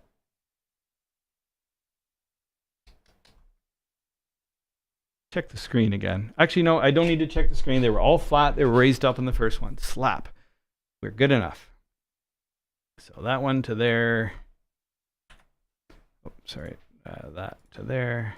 Hate that stupid check thing. You have to click each time. If you click enter, it tends to add dimensions. You have to click the check on splines, things like that, for it just to accept it. And there we go.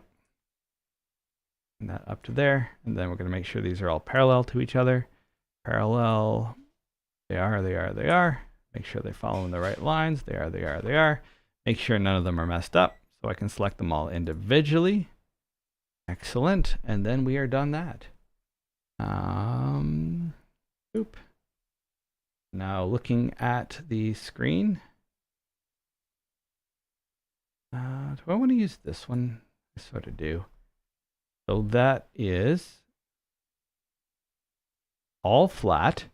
And this one's definitely higher than these. And these are definitely at a curve. So I'm going to keep these all flat. Like, look, that's very clearly all flat to each other. Oh, I'm going to save it at this point. Then make sure everything's kind of in the right spot. Cheat. Then I'm going to look at my source a bit. That's raised up higher than that. So that sort of goes into that. Looking good. I think this is probably 1 millimeter up as these turn off my sources. Yep. All right. 1, 2, 3, 4, 5, 6, 7, 8, 9. E. And then I'm just going to eyeball this. Look at it relative to.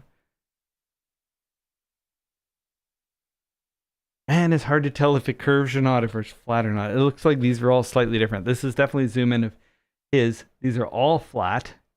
I'm going to keep it all flat. This looks slightly lower than that. These are raised slightly more than that. Okay.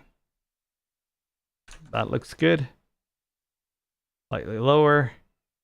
Yes, remember I can adjust all of this later. There we go. Yeah, this part's gonna have to be higher. Not a problem. I'll fix it later. Okay, so next thing to do. Second to last step is create these curves. I create a sketch on that as we've done before, and these ones are gonna be real fast. Gonna go back to my second one because that was closer. It's gonna be adjusted later. I like this one better. So that one's to there, and that one goes straight into the badge, and then it comes straight out of there. So we're dealing with a little photographic distortion for sure. Again, after this session, I will go through and render this, and then try to actually make it match up. And then from here, I'm just going to go lower. I'm just going to go eyeball now. And then that one goes into that, so I don't need to do anything. And then an interesting thing too, when you're going to add a curve like this, when it's going to go down, is you're going to have to add a very, very, very thin line, like 0.1, so you have an edge to grab onto. I will explain this after. There.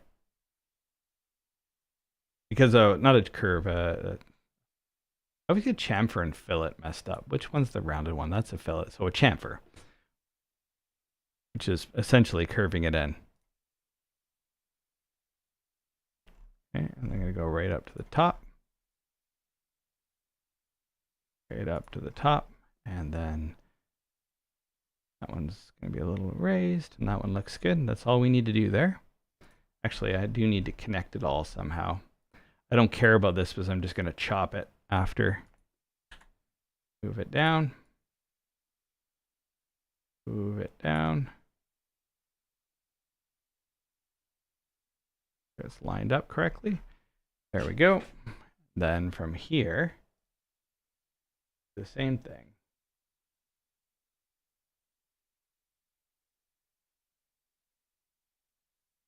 See, often with these things as well, an interesting part is once I have the general design like this, I'm like, oh, it's done. And then it's like 2 days worth of faffing about with tiny little dimensions. So when I am done this, it's definitely not done, but we'll have the shape good enough to be printable, and all will be well.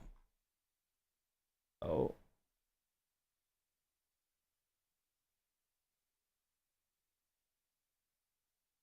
there.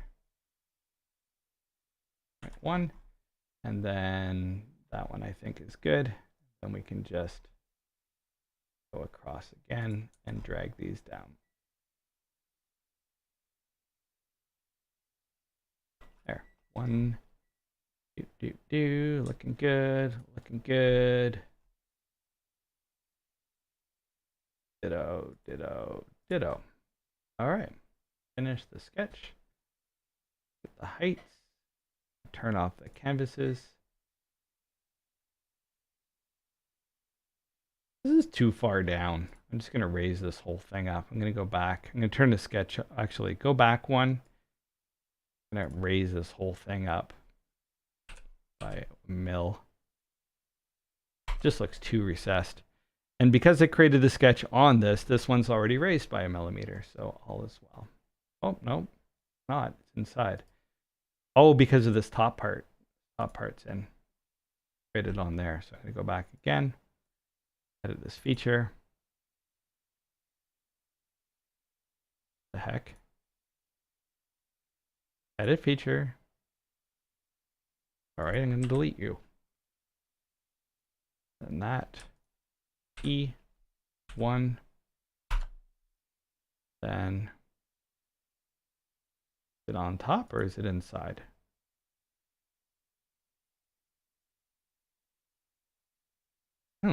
So in this case, because we've moved it up and the sketch is disconnected, we can go right click, redefine sketch plane, and then click it. And can you see it move up?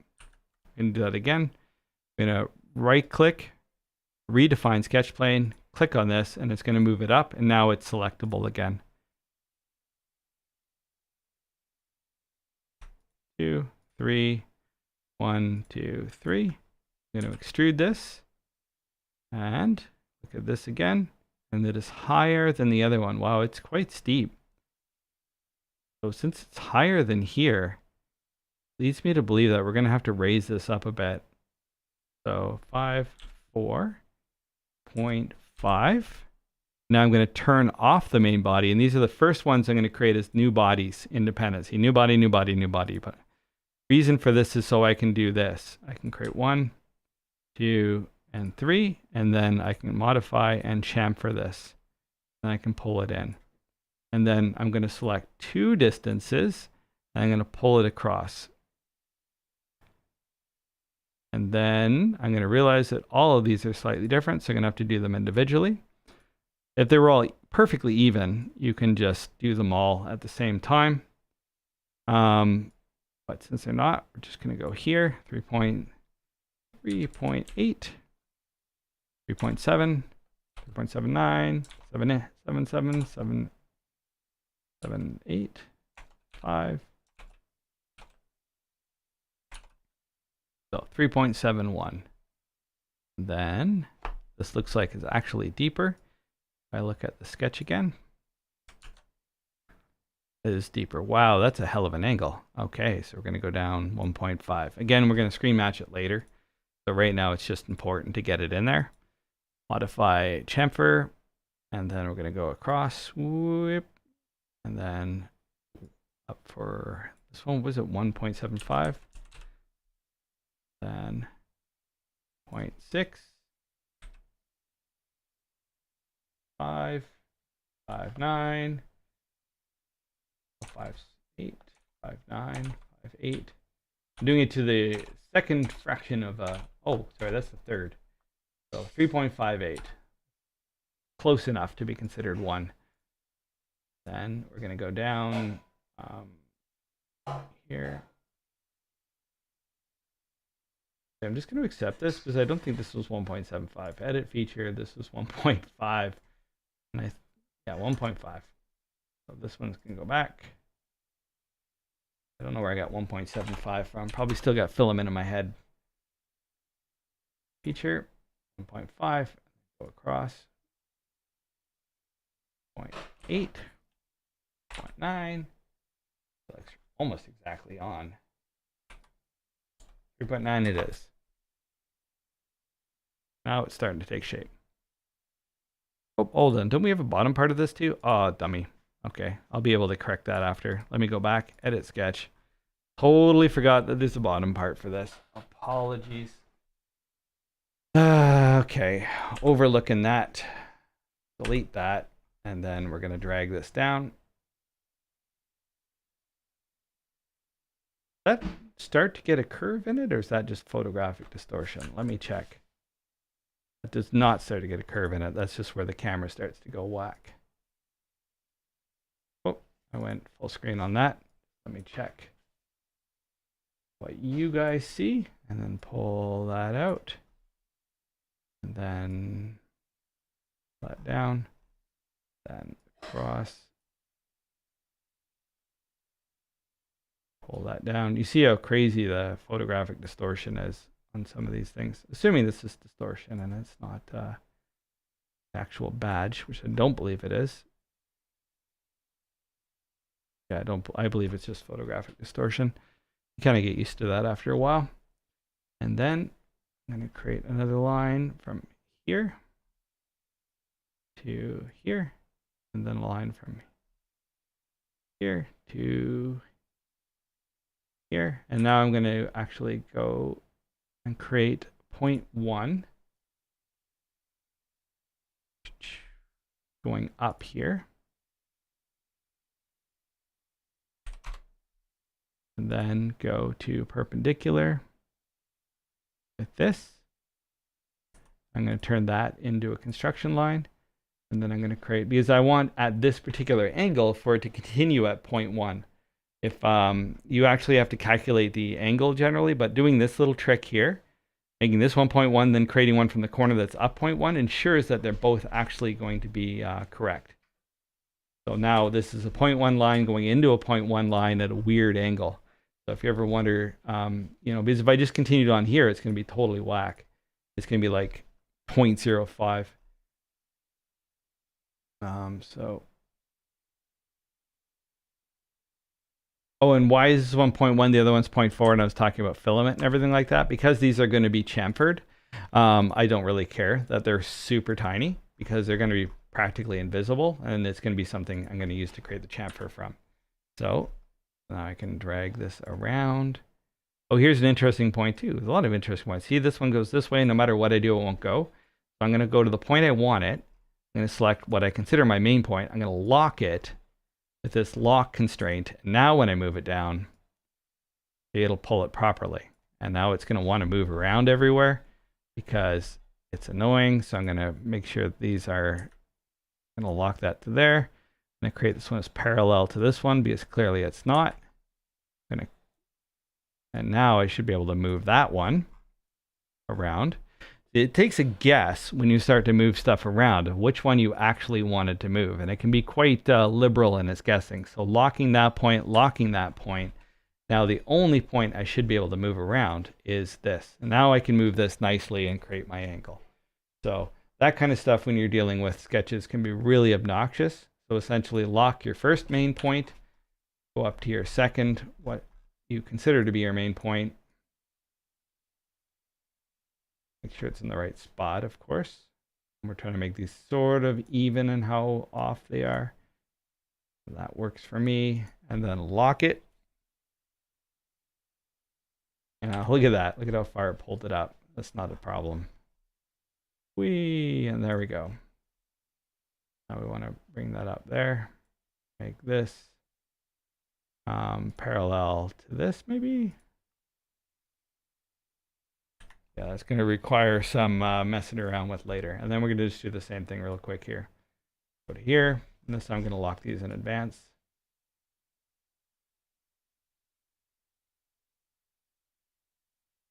Lock.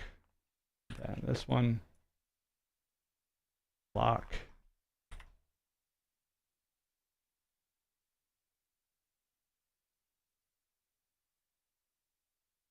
All the way down at the bottom. There. And this one. Down at the bottom.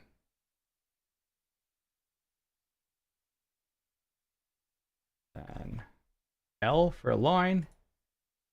0.1 doesn't want to go perpendicular, so I'm going to convert that to, oh, it did go perpendicular. Sweet. Okay. And then create another line from there.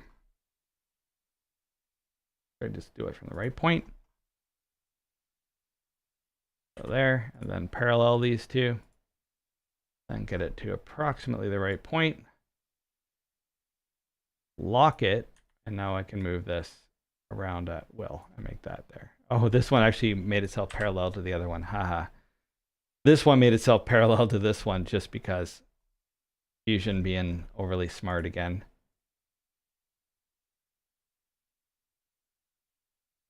So 0.1, that is perpendicular, perfect.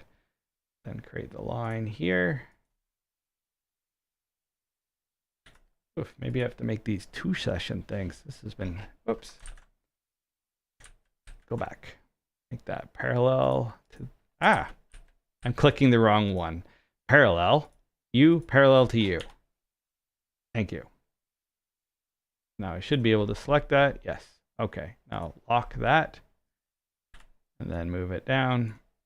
Oh, I said lock. Whoa. Something is not constrained properly here, is it? Yeah. Fusion sometimes does weird things. Remember, Control Z. It's moving these around quite extremely because this point is locked. So I can click on it and click unlock it, and then I can just move that to where I want it, relock it, and then I can move that to where I want it. And there we go. So now we've got, oh, has to go to the top. That one locked? That is locked. Okay, and make sure I can select all these individually to make sure that they are correct.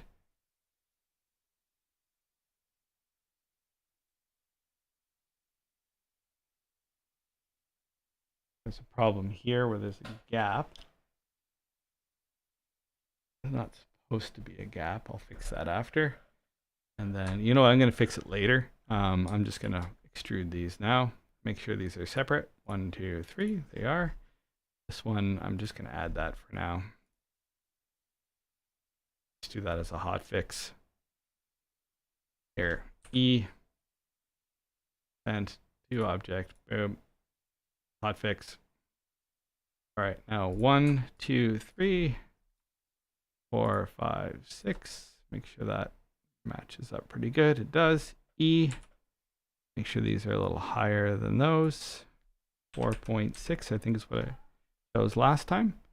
And then I don't actually have to hide it. I can just click new body. Okay. And then go and champ for these. 1, whoops. 1, 2, and then okay. Whoops, I'm going to end up with a problem there. These need to be even and parallel to each other. Well, you know what? I'm going to do some things that I'm going to fix later. These need to be even and parallel to each other, so I can do that. I'm not even going to bother right now. I'm just going to do this. Just pretend. Let's just get to the end of this. Actually, that's a question for those of you who have stuck in. Apologies. Apologies for sticking in. No, apologies for trying to rush near the end. Would you prefer I rush to the end of this or went through it in detail? Because, yeah, I mean, I got time if you do. I just don't want to keep everybody. I don't know how long a live stream generally goes for. This is sort of a new world for me. Yeah, these are too jank. I can't leave them. This is hurting me. I'm going to have to fix them properly. But your response would be appreciated. So there's 2 options we can do here. Yep, I'm going to have to go here. I'm going to have to go to edit this, edit feature. Oops, sorry, not that one. Edit sketch. And then that thing I did with the 0.1.1 here to make them match, essentially I'm going to have to do that with these as well. It's not a biggie. So I'm going to create this as a dimension, 3.6. And then create this as a dimension, 3.6. This one's got to have to be perpendicular to this one there, and then I have to remove the lock on this, make this one parallel to this one. Oh, why doesn't it want to take the parallel? Oh, that's not a parallel line. Oh, I'm going to make even chamfering difficult. So I'm going to have to do a little hot fix for that one. Not a biggie. I'm going to create a line into there. Boop. Yeah, that actually matches it too. That's what I did there. That's good.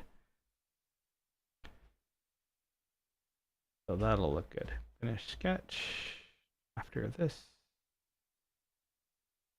Oh, why is that moving? Something's got to, they bound their parallels to each other again, you silly program. There we go. I can turn. And this is going to go to this. And then I'm going to make them perpendicular to each other. Those are already perpendicular, and that should be nice and even now.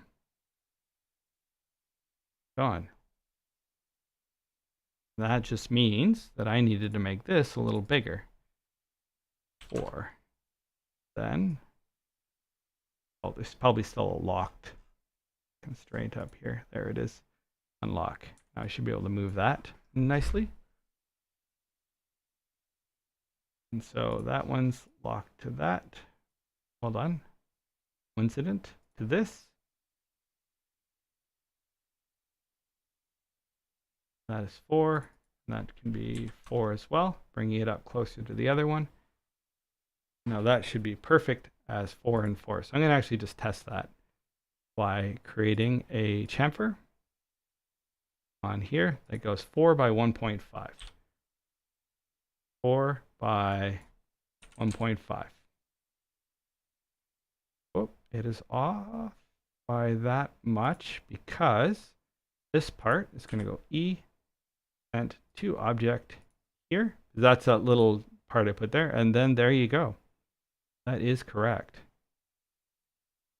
And if I look at my screen one,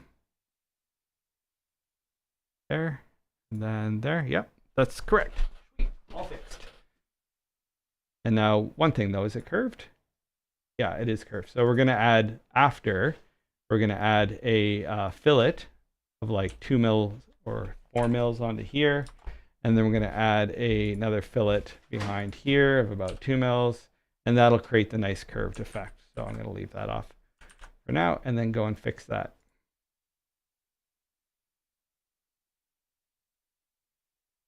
So I'm going to go here and then make this. So essentially I have to make these ones go off each other so they all connect up. So that's going to be 4. That's going to be from point 4. I have to unlock these points.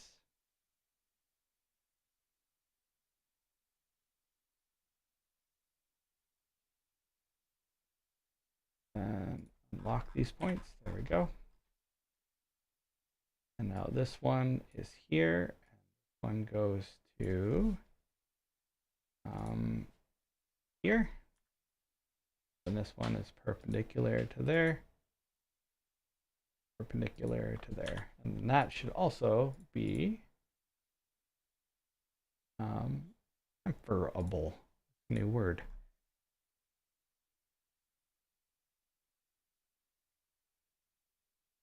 So 4 tab 1.5. Oh, I can see it's slightly off. A little mistake there somewhere. Edit sketch. Probably didn't add a parallel between these two. So parallel, parallel. There we go. Now if I go back, there, boom, there's your angle. And the final one. There's going to be one little issue there I can see forming already. And the fact that this and this, let me check the screen one. What do they do on that one? Oh, that doesn't actually equal that one. So we're going to have, that's, look at that kind of little janky bit there where it curves in more. So we're going to have to actually replicate that. That shouldn't be hard. Edit sketch. Oh, and we don't have to do this. Shouldn't. Oh yeah, we did replicate it over there. Ah, I will have to do on both sides. Die. All good. This one, I'm gonna have to create another line here. So 4. And then this one's not gonna be 4. What is that? 3.2. Take that off. Leave the dimension. So this is gonna be 3.8, and then if we're lucky, yeah, it'll pull that other line. Perfect. So yeah, that's good. And I'm going to create this line here in the very get in there, that new point there. Connect it to there. Then make this one and whoops, this one parallel to this one. And then I'm gonna have to move these ones together.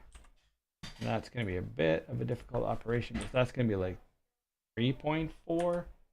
That is 5. But you see how far that is off from that? So we can actually move these out. So we're gonna go to 4.2, 4.2, 4.2. And 4.2. This is actually bringing these up together. And I'm going to actually have to do something else even as a hot fix. Go from there to there. Then make this one parallel to this one. Oops. Parallel to this one. And then I can move this into place. Move this one. And that, yeah, that's looking better. Go to there, and the dimension here. I'm going to create what's known as an overdriven sketch constraint, and that just means essentially that this can't be constrained because this one is and this one is, but what it'll do is give me a measurement, 2.81.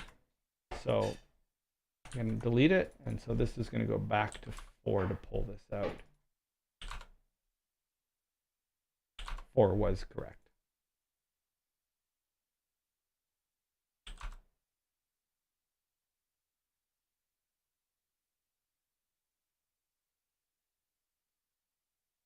So that's looking good. 3.2. 3.2. All right. I will fix this one after. But essentially, what I'm going to do is take the bodies off. E. I'm going to add a piece onto the other one. E. Extend to object. I'm going to add a piece onto this one with a curve in a little bit. I'm actually going to turn the bodies off. And I select that one. I have to extrude both of these. E. I see what's going on. Edit sketch.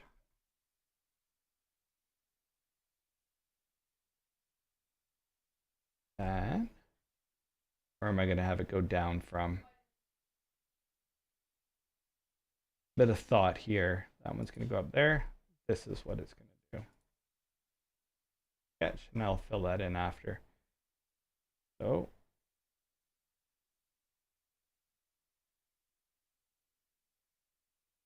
go, turn that off.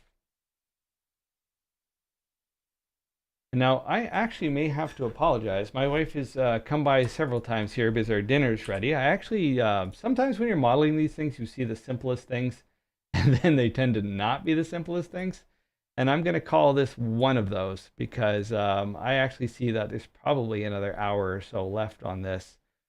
So I am going to actually leave it here and pick it up later. Actually, I'll post when and where, and I'll post it on YouTube as well, so you can continue, because we are about to hit the 2-hour mark, and it's still a heat wave here. I've had to turn the air conditioner off for this, and it is about 30 degrees in this room, and I can smell the deliciousness of dinner. So thank you all for joining me. I hope, even though we didn't get to the very end, this has shown you a little bit of the process of 3D modeling and the decisions that are made. If you want a Dredd badge of your own using this design when I'm finished, please hit me up on Discord or post a comment on YouTube.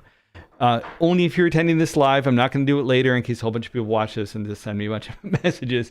But anybody who's attended this live, send me a message and I'll be happy to make you your own customized Dredd badge. Or you can download the files and a brief tutorial I make for it later and customize your own. So thank you all. And I'm going to hang on for just 1 minute right now because of the 30-second delay. So if you have any questions, please ask me and I'll be happy to answer before I sign off.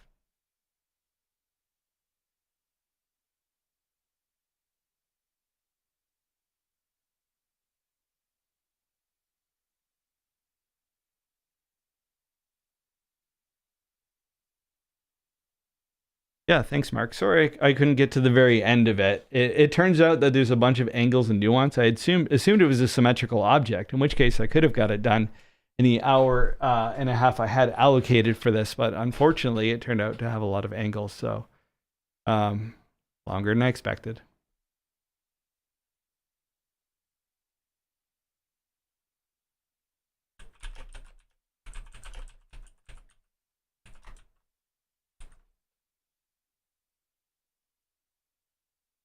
All right, well, thanks all, and I'll catch you next time.